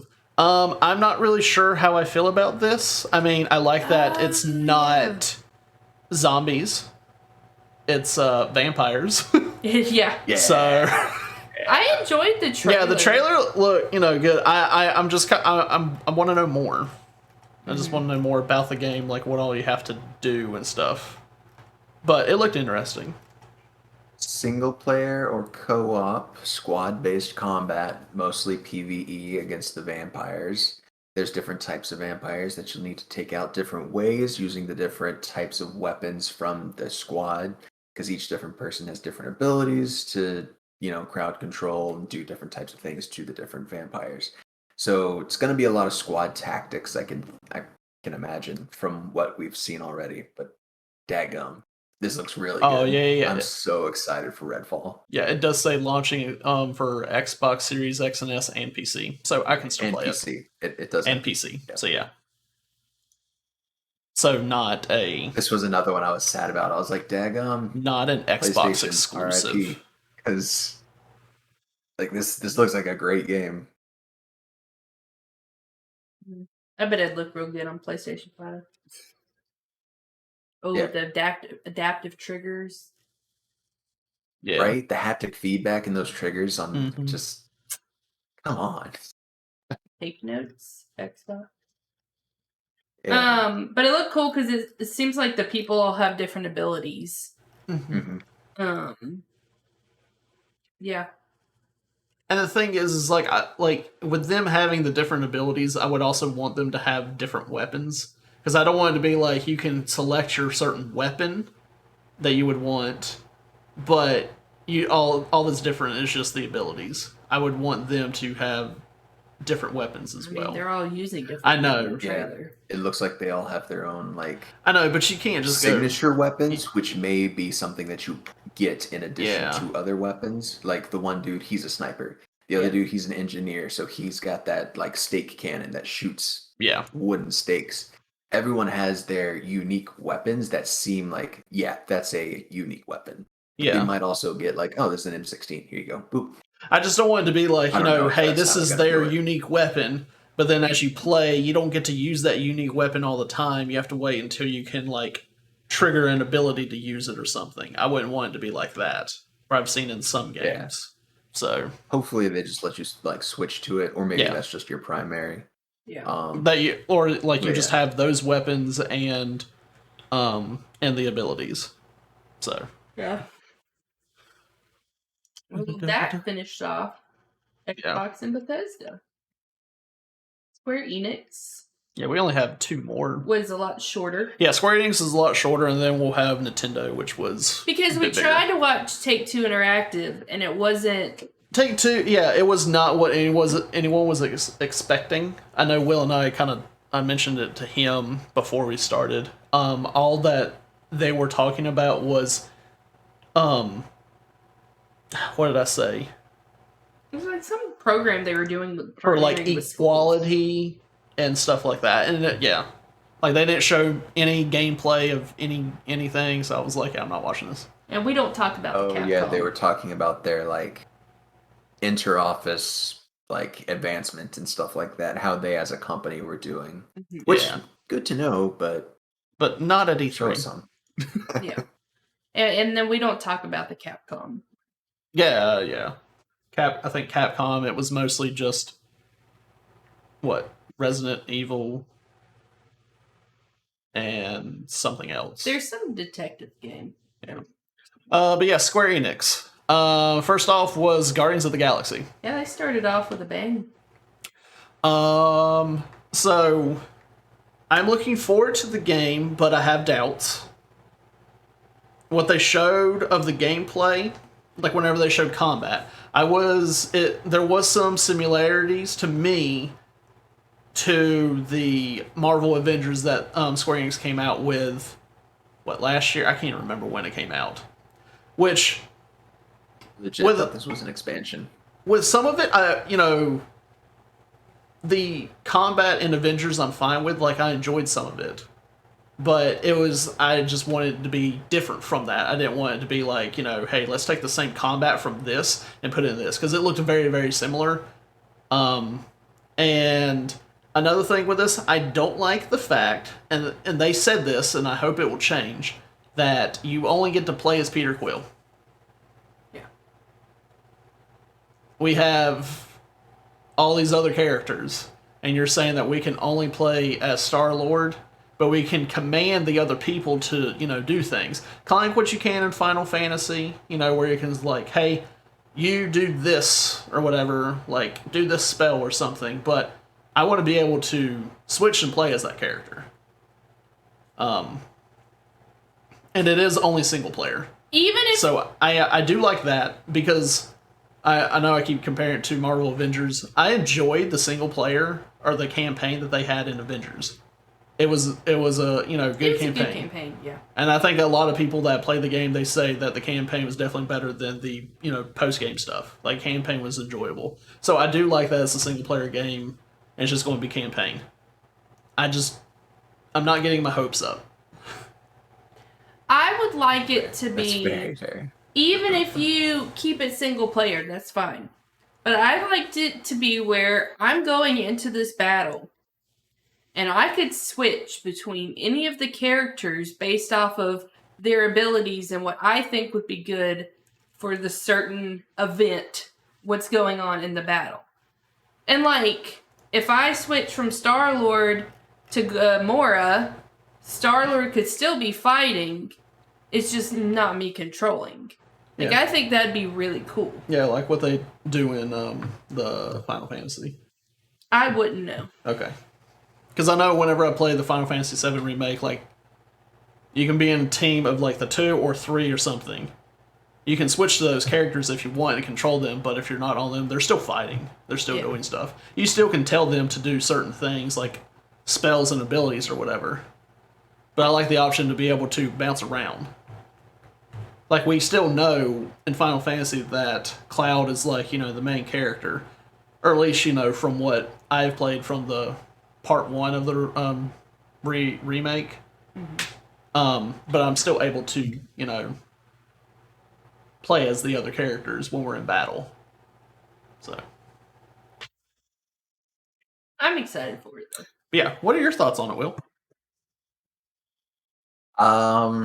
Yeah, no, like I said, I at first thought it was just an expansion to Marvel's Avengers, but then as the trailer kind of kept going on, I was like, oh no, this is an actual game. Yeah, you should be able to control everyone and not just give orders. That's seems like a pretty big drop of the ball. Mm-hmm. But yeah, I mean, it looks fun. I like that they're going more towards the comic book looks for a lot of these games. Mm-hmm. However, when you put the comic book look onto a character and then just put them into the scenarios that the cinematic universe characters would be, it kind of mixes things up. Yeah. Like, you can't have characters acting the exact same way and doing the exact same stuff and expect people not to be like, well, why doesn't it just look like the MCU? Because I remember that was a big thing of people being upset about the Marvel's Avengers not looking like the actual MCU characters.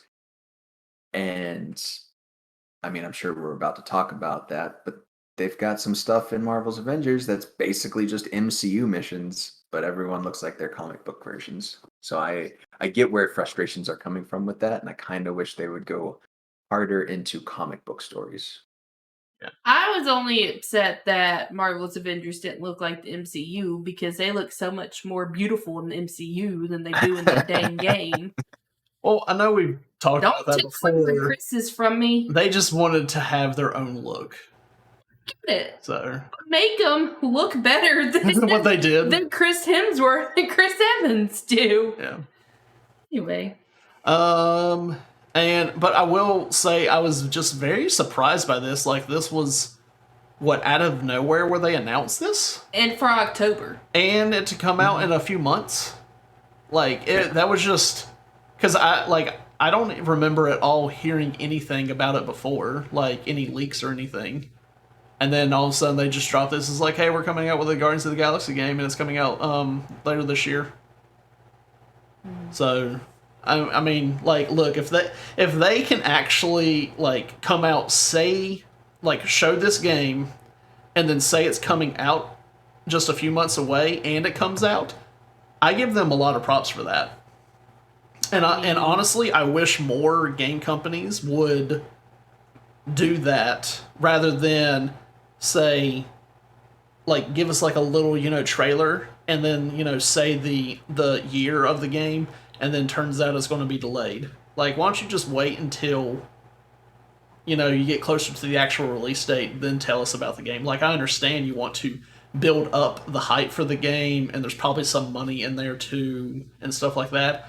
But I miss it where it was like the old days where we didn't really know about the game until closer whenever it came out. Mm. But now they're saying, like, they're announcing names of games, and we would literally don't see that game come out for years. Or we don't even get the date, like Contraband. I don't even think we got a date. Yeah. But I mean, like, I could go back to Starfield. It was years ago whenever they first said, this is a new title that we're working on, and it was Starfield. We just now got to see something about it, and it's still not going to come out until next year. So it's been like, what? Yeah, maybe. So like 5-year difference from the time you said something? No. Why don't you just wait? I just got to give them props because no one knew about this game. Yeah. That's what I'm saying. Is like, I give them props for keeping it well hidden and them announcing it. And if it, and it's supposed to come out in a few months, and if it actually does, I'd give them props for that. So, next, Final Fantasy 1 through 6 remastered. Can I just say, as someone who doesn't play Final Fantasy, I'm tired of hearing about Final Fantasy. And this was the first of 1, 2, 3, 4 things in Square Enix's presentation that was connected to Final Fantasy. I mean, that's what they're mostly known for, right? Yeah, the thing is, what I don't understand about this, and I know there's probably something in the background that, we don't know, meetings happen or whatever, but this it's coming out for mobile and Steam. This seemed like it was something that could have easily been put on the Switch, and a lot of people would play it on the Switch. But why is it not coming out on the Switch? That's what I don't get. An excellent question. Why is it coming out on mobile? Because your phone has enough processing power to run all those games. Yeah. I mean, yeah. Final Fantasy 1 through 6, not very taxing. Yeah. I don't know. Something about Final Fantasy just annoys me. It just annoys me. Why? Is it because it's so popular? Maybe. It annoys me. I don't know. I don't. Is it the Catmen? Is it the Bunny Girls? What is it? I don't. Well, first of all, the art style isn't my style. It doesn't interest me. But the art style changes from game to game. Yeah, it does. But they're milking it. It annoys me. It's just like a big universe, and they're just taking stories from different areas. Nancy Drew games milk Nancy Drew. They're different. They're different mysteries she's solving. They're completely different characters in the Final Fantasy games. I don't know. Okay, next was Legend of Mana. I don't remember them even talking about this, really. But I don't know. I wrote it down. She wrote it down June 24th. That's all I wrote down. Yeah. All right, next, unless you had stuff to say about that, Will. Oh, we're good. Okay, Marvel's Avengers. Okay, so new missions and a Black Panther expansion at no additional cost, which, is good. Honestly, I had fun whenever I did play Avengers. I know a lot of people didn't like it. It had its problems. It had bugs, whatever. I had fun whenever I did play it. It's not a game that I am going to go back to right now or I would play daily. I probably will pick it back up when they actually give me Spider-Man, like they said they were going to, for this year. And it doesn't look like it's going to be coming out this year. But I just hope whenever Spider-Man does come out, and I would go back to play the game, that there's been so many updates and so many changes that it will be a decent game to play. Because right now, whenever we played and you did the post game, like the post stuff. Wait, I don't think we can say that because we haven't played it in so long. Okay, yeah, I don't know. From the last time we played. I haven't played it on the PS5 yet. I'm just saying from the last time that we played, all that it was in the post stuff was it was cookie cutter missions. The environment was the exact same. The missions were the exact same. I want there to be a different environment and different types of missions. Like, I understand grinding. Like, I can do the same missions over and over. Like, heck, I played Destiny before. But give me different environment. Like, give me more. Don't it just be like the cut and paste that, it was obvious that you did.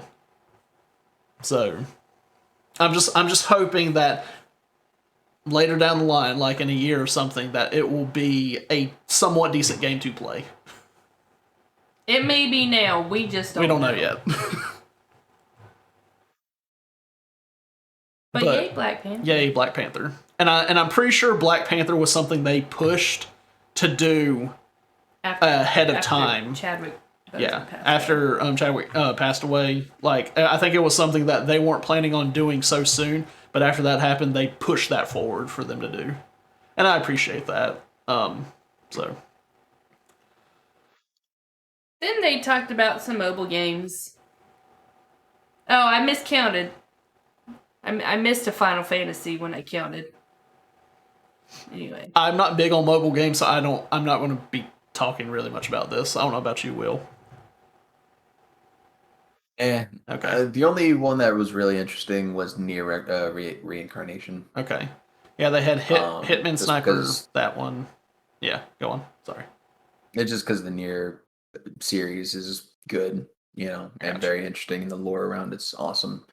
I have no idea if the game would be any good, but I'm sure Nier fans would probably at least check it out. Yeah, they'll have Nier game, Hitman Sniper, Final Fantasy, X War of the Visions, another Final Fantasy. They went so quickly, I didn't get on. And then it's probably another Final Fantasy. And then there was Babylon's Fall. I don't remember this. This one seemed Babylon's Fall. I wasn't sure about it. I had mixed feelings. This was the one they interviewed people on 2 days ago. Do you remember this one, Will? Nope. I think I kind of remember. Oh no. It does look very Square Enix-y. I think it's been in the works for a while. Wasn't this announced 2 or 3 years ago? Maybe. I think it looked like it could have been. Based off because they interviewed people from it, and it sounds like they've been reworking it and stuff. I don't know. And then they talked about Life is Strange Remastered Collection coming out September 30th. And then there's Life is Strange True Colors coming out September 10th. I want to play this game. I've never played the Life is Strange games. I've been watching someone that has been playing some of them. I started the first one twice. Haven't really been paying attention that much. Maybe it'll be something I will play eventually. I don't know. I mean, we have at least the first one on Steam because I played it on Steam. Colors looks like it's going to be intense. It looks really good. I want to play it. Very emotional games. And then what? They only had one more thing. Yeah. And then the last thing that Square Enix talked about was Stranger of Paradise. Something Final Fantasy connected. And I don't remember what this is. It's the Final Fantasy origin. Oh, yeah. Okay. Another guy with a giant sword that Lindsay doesn't care about. It's announced for 2022. Yeah. So, I mean, I'm sure a lot of people are looking forward to that. I just really wish with Square Enix that I had some news on Final Fantasy VII Remake Part 2. I just wanted news with that. Like, anything. And then I wanted something on a new Tomb Raider game. Because it's been... How many years has it been? Raider, what's it? Shadow of the Tomb Raider. Shadow of the Tomb Raider. That one came out in 2018. 2018. I just want to know if they are planning on doing another one or something. I mean, at least give me a chance. It's like, oh hey, there's a chance that there's going to be one, but because I really enjoyed Shadow of the Tomb Raider. I think that was my favorite one out of all of them because it wasn't really like focused on shooting as much as what it seemed like. So, which I understand before I was saying, with games, I wish that they would just kind of wait until closer to the release date to announce something.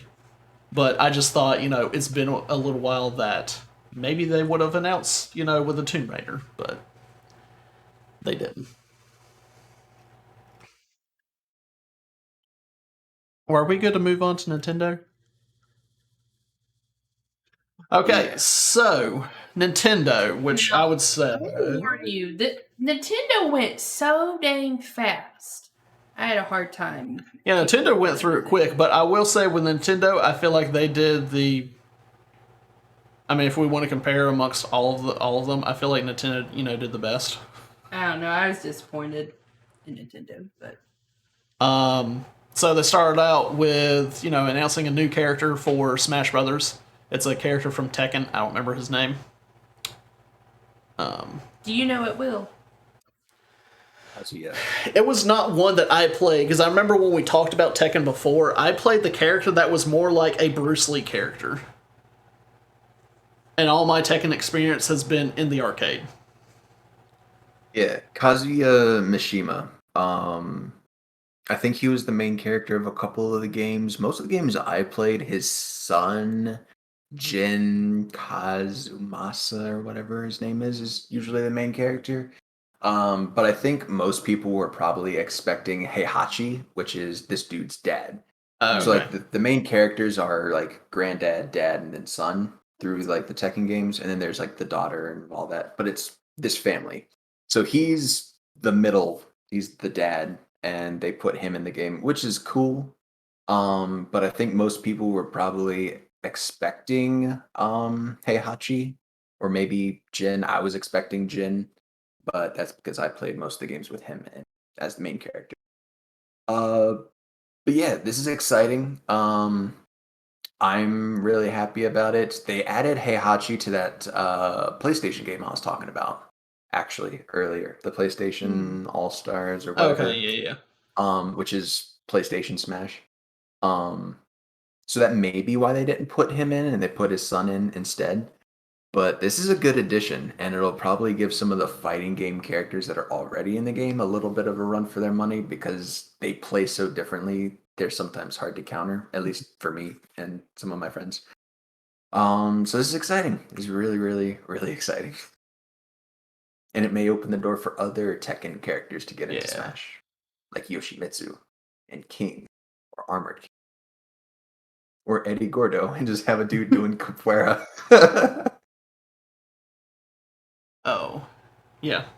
So that's exciting. And then, but yeah, like Lindsay was saying that Nintendo went through quickly. I'm like kind of scanning over everything, and I didn't realize how quickly they went through stuff. Next up, it was just Life is Strange Remaster in True Colors is coming to Switch. And then Marvel's Guardians of the Galaxy is coming to Switch. Worms, like the old type game, but now it's a cross-platform combat game coming June 23rd. I don't even remember this game. Astria Ascending. Yeah, I don't remember that one. If I go through a game and y'all want to briefly talk about like some of the quick ones, then just let me know. I don't remember anything about this game, but it's very Switch-looking type game. I don't know. All I wrote down was September. I assume of this year. 2 Point Campus, building and running university. That's what Lindsay said. Oh, this is the game that kind of looked like a mix between what Sims and like a roller coaster, Planet Coaster. Mm-hmm. It was like mixed together. What it seemed like. Yeah. And then the next thing was probably like the thing that I am most excited about, which is really sad to say, but I'm probably most excited about this than anything else I saw at E3. And it's Super Monkey Ball 20th Anniversary Banana Mania.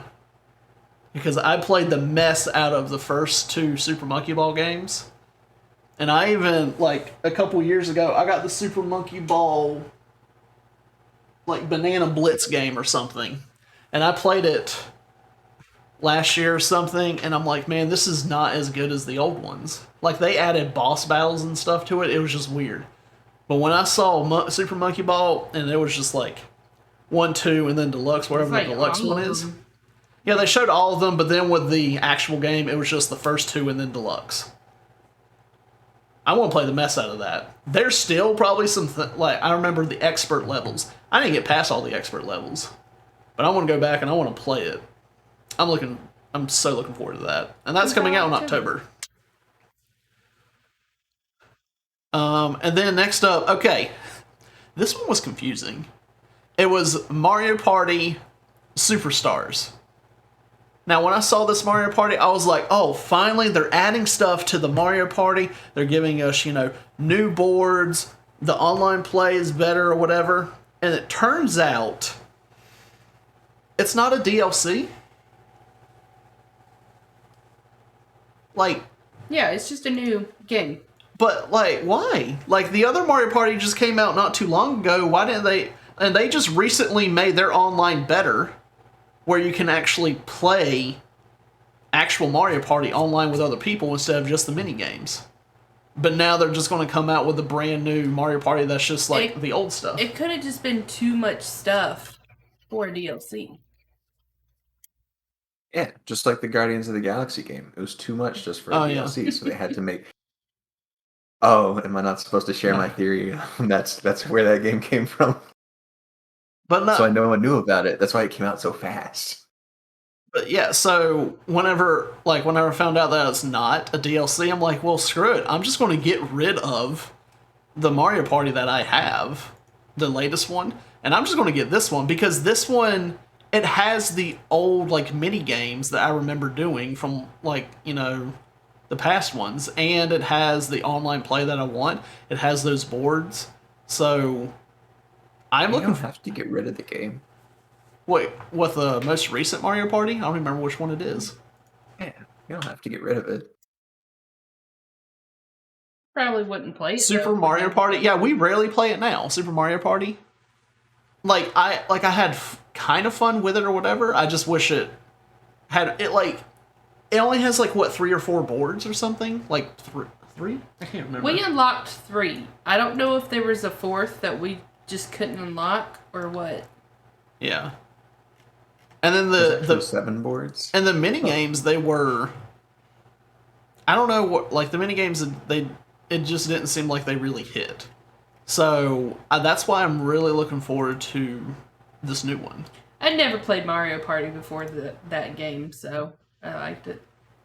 But yeah, I had nothing to compare it to. So the Mario Party Superstars, I'm looking forward to that one, and I will play that one. I'm glad it has good online play too. October 29th. Yes, October 29th. And then next they showed Metroid Dread. Now, I never played the Metroid games, but I know this is a Metroid game, a new Metroid game is one that people have been wanting for a while. And then I knew I heard from a friend that this wasn't the one that they were expecting, but they're very happy with it. Because I think people were expecting the a new 3D one, like Metroid 4 or something. But they're very happy with getting this 2D one.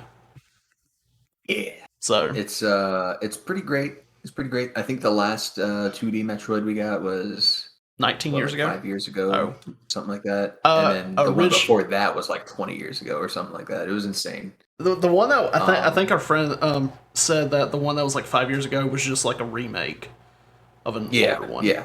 So, but a true like new one has been like what 19 years. Yeah, exactly. So it's very, very much it's been long enough. Yeah, I mean it looked good. And they gave us everything that the Metroid fans wanted. We got new enemies, we got good references to old games, we got amiibos on release. Mm-hmm. We got the 2D that we wanted with some great, sort of pseudo 3D effects to the background and foreground. It's so well done. Yeah. Can't be mad at it. Gotta love it. Yeah, so I probably will actually pick it up and play it at some point. And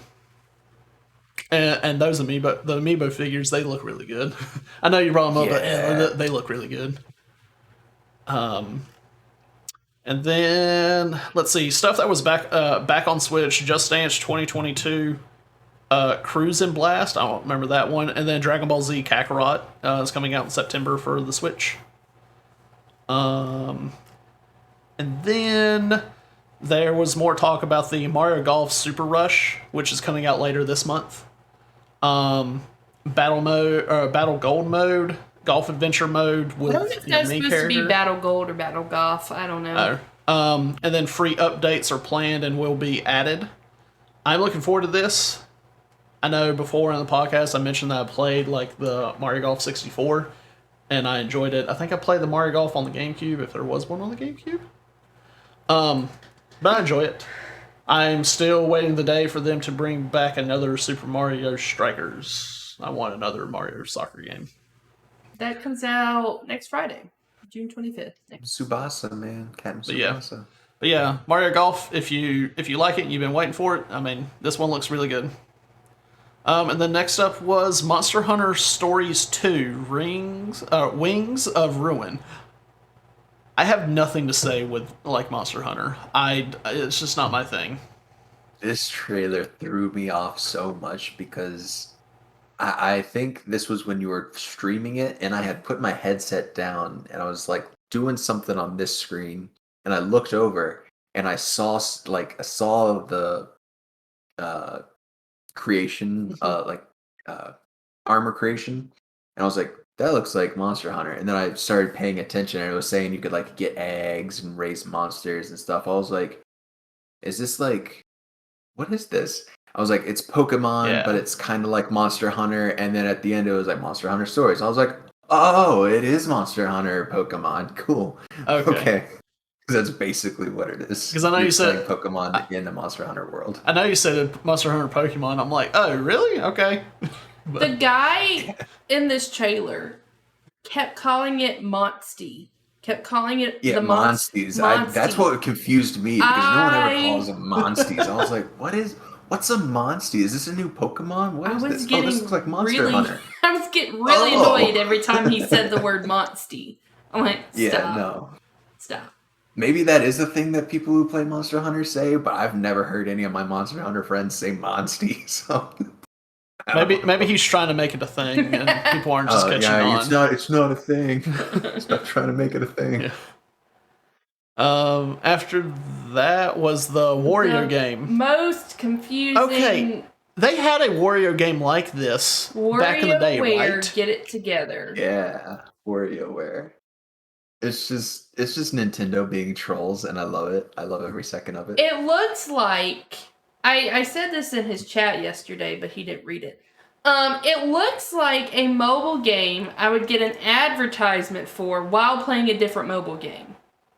That's what this game looks like.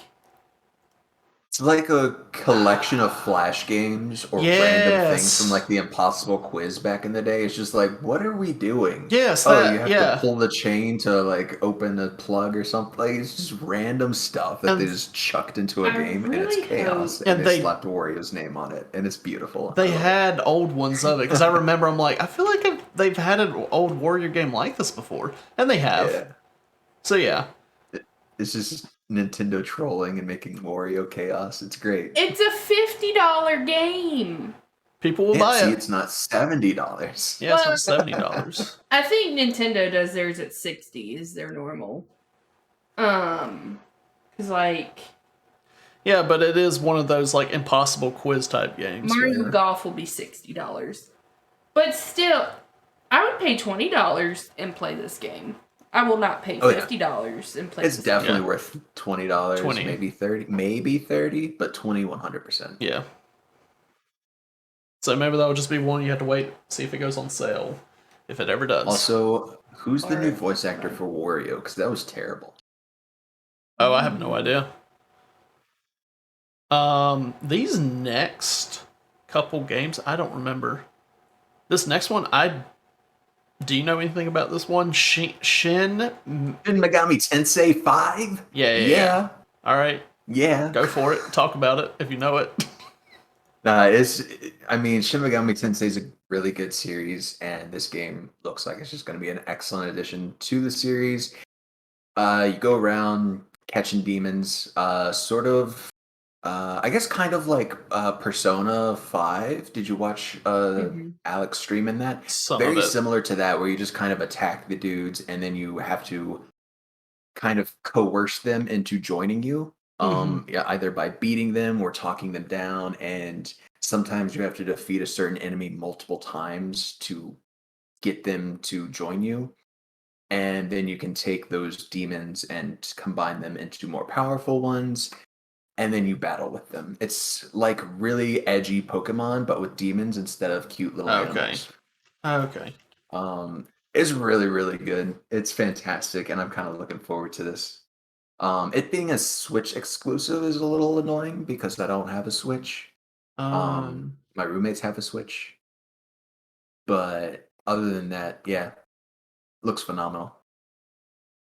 I had a hard time taking notes about it because I couldn't remember what it was called because I didn't know how to spell it because flipping Nintendo puts the title up there for 5 seconds in the bottom left corner. All I could remember was Shin, so I had to Google it. Okay.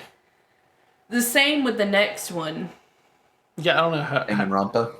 Yeah, and there was I think Decadence goes with it. I don't know. I had issues. Brings 3 games to Nintendo Switch.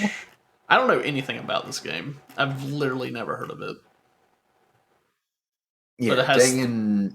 Danganronpa is one of those chaotic fever dream games that I've never played, but just so you play, I guess, as a student, and through the entire game, you pretty much have to make it to where the other students die or kill each other, and if you're the last one alive, you win. I think that's the main story or the main premise, but it's just weird. It's weird. And then next up was Fatal Frame. Made in the Blackwater. Yeah, Made in the Blackwater. This one, well, it looked a very spooky game. Not gonna lie, whenever it first showed I guess like the main girl like on the cover, I thought it was Tifa from Final Fantasy VII.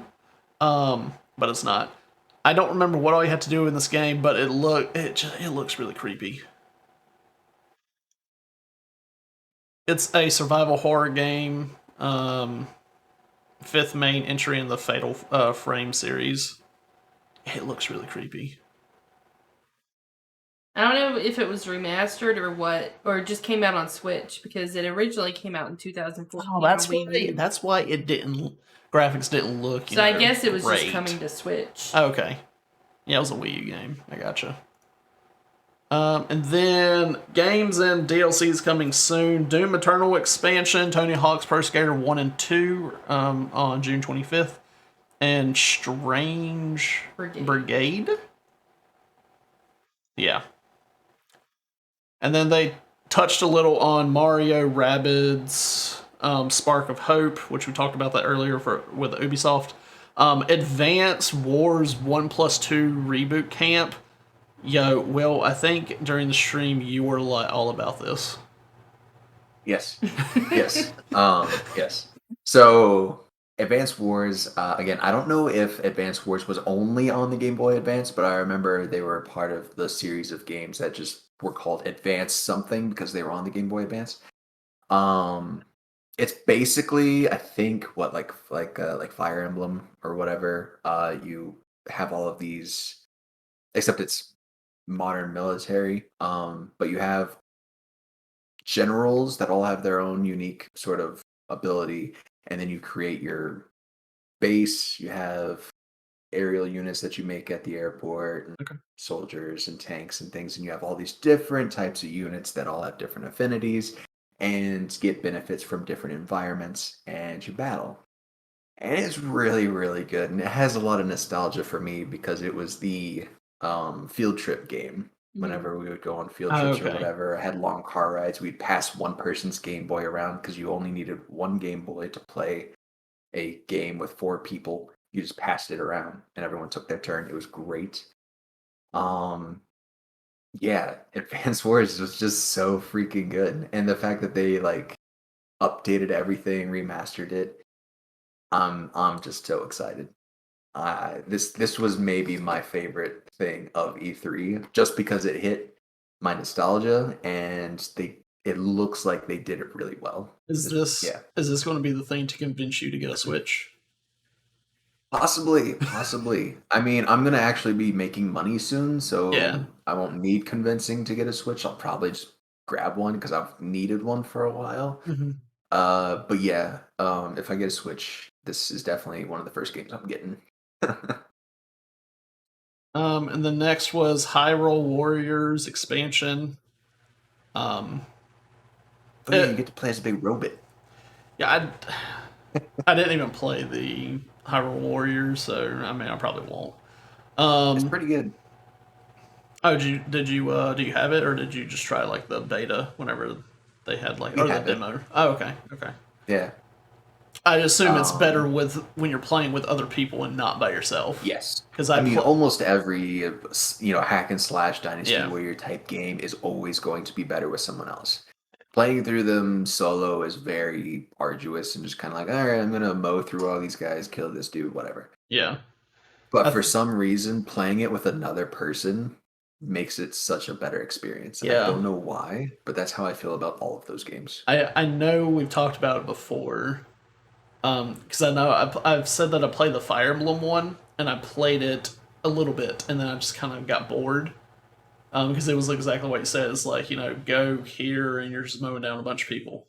But I remember playing back in college, one of our friends, with one of the Dynasty Warrior games, and it was just so much fun of just, I guess, being together, mowing down people, and freaking out whenever the boss guy comes out that would easily kill you. So... Yeah, that was such a thing for me as well. Like I had played several Dynasty Warrior games and several of those hack and slash type games. But it wasn't until I played Sengoku Basara in the Keys with my now roommate, which is basically Dynasty Warriors. It's just based on an anime, which is based on real life feudal Japan. So it's got all the, like Oda Nobunaga and all those dudes are in the game.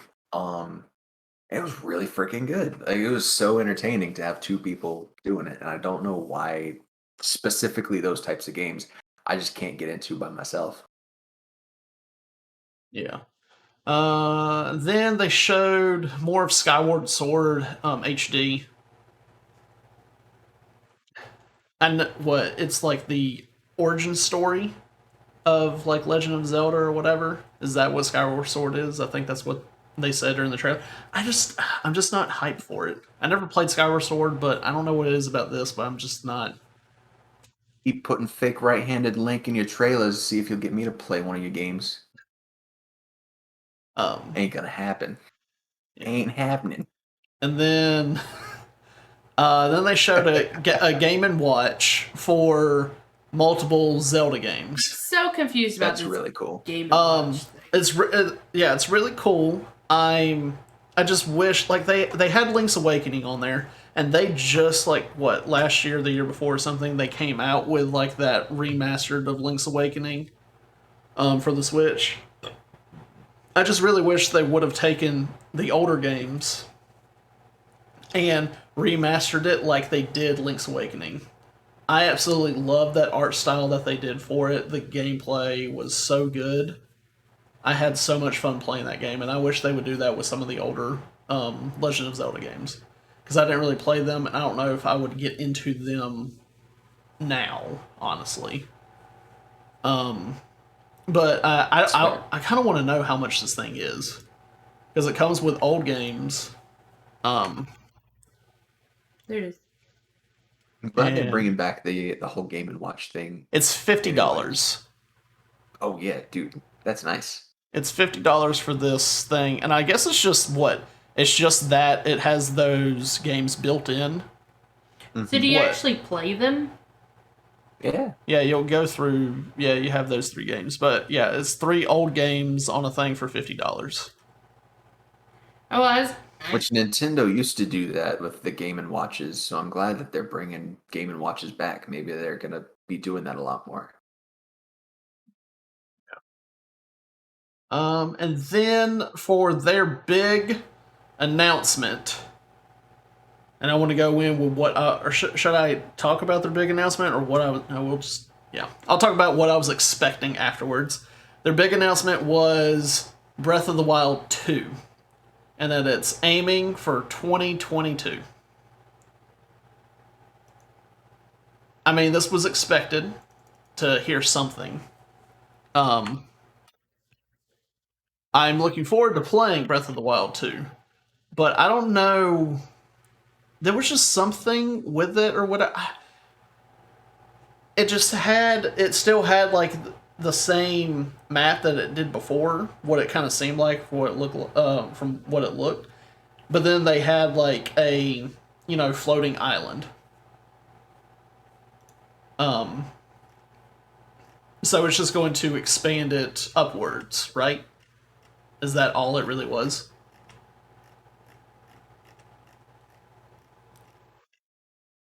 I have no idea. I mean, they didn't really show. Idea. They didn't really show like a lot. I mean, they showed like a few different things. Like there was something that looked like he could crawl through the floor of something. Like he was like using. Oh yeah, he was using that new ability where he could go through rocks and stuff. Yeah, so he could like. It made ripple effects, so it made everything look like liquid. Yeah, it was weird. It was very interesting. But I'm like skimming through the trailer, but it showed part of it like up in the air. So I don't know how much of the environment is going to change from it or whatever.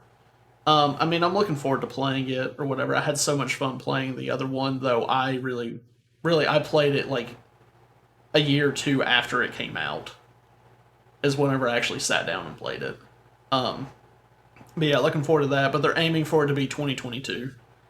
And honestly, since they say they're aiming for it, I feel like it's going to be pushed to 2023. You are so glass half empty, aren't you, man? No. I'm just looking at how things have been. So, and whenever they say aiming for, it's just like, it's not. Those might not have been their words. Those could have been my words. It could have been Lindsay's words. So, yeah. I don't remember. But yeah, I'm not glass half empty. No. The glass is 2 times the size it should be. Anyway, that was E3 for 2021. But I'll say that I was expecting with Nintendo, I was just wanted to see, or thought we would see something about a Switch Pro. Because it's been speculated for like over a year now. See, your glass was twice as big as it should have been. Your expectations were too big. Yeah, that's why your glass was half full. And then I wanted a new Mario Kart. Oh yeah. And but I would expect to see that if we saw a Switch Pro, because we've had the same Mario Kart for I don't know how long. It's the Wii U. Yeah, it's the same Mario Kart from the Wii U. I mean, you can't say that it's new. No, it's the same one. So, but I guess I'll whenever the new Switch will come out or when they announce it, that's when I would expect a Mario Kart. But yeah, that was E3. Now just wait to see if Sony's going to come out with a showcase that they're going to do on their own like they did. I think they were just waiting to see how much Microsoft was going to try to disrespect them, to see how badly they had to fire back. Oh yeah. I mean, I expect them to do one. Yeah. But yeah, let us know if you watched E3, if there's something you're most excited for. Like I said, I think I'm just really excited for that Super Monkey Ball Banana Mania. That's a good one. Yeah. Oh. Yeah, I think we're most excited for the nostalgia games, not even the new stuff. Yeah. I mean, I think the newest game to come out, I guess, sooner rather than later. I can't even say that Mario Party one because that one's basically the nostalgia one. Yeah, I was gonna say the same thing about the Battlefield one coming out. Like it's new, but it's nostalgia because it's Battlefield 1942, just updated. Maybe the Mario Golf, because that one's coming out. Wait, hold on. I don't know, but yeah, that was E3. Looking forward to more video game news stuff. Normally, summertime is whenever you get a lot of it. But yeah. But we're definitely going to wrap up this episode, and we want you to be able to, check us out on other media platforms. Will, where can listeners do that? Well, we've got one heck of a convenient link tree, which is at OOTB_gaming. In there, you can find all of our links to our Discord, YouTube, Twitter, Instagram, TikTok, and I think Patreon. And speaking of Patreon, be sure to go over there and check that out and all the awesome perks you can unlock there. We want to give a huge shout out to our Collector's Edition Patreon, Cody Watkins, also known as Kitsune's Myth. He's one heck of a guy. We love him. Always playing games and causing chaos in the server and streams. So big shout out to him. And the Patreons do give you extra entries to the quarterly giveaway. Next one is coming up at the end of this month. We're still figuring that out. Yeah. And let me plug something. If you happen to be listening to this and you also happen to be a teacher, then we got you. First two products have been listed on our Teachers Pay Teachers store. I put some blood, sweat, and tears into one of them in particular. And so, yeah, go check that out. That store is also linked in our link tree. Heck yeah. Yeah, we're expanding. Yay. If you want to find me, you can do that YouTube, Twitch, Instagram at Ace King, and Twitter's AceKing77. Please make sure to leave a review on our podcast on whichever platform you found us. Hit that like, hit that subscribe, hit that notification bell so you know when we post a new video. And as always, thank you so much for listening, and please join us next week. This has been Out of the Box Gaming with Nick Picard, Will Kinsey, and Lindsay. Thanks for playing along.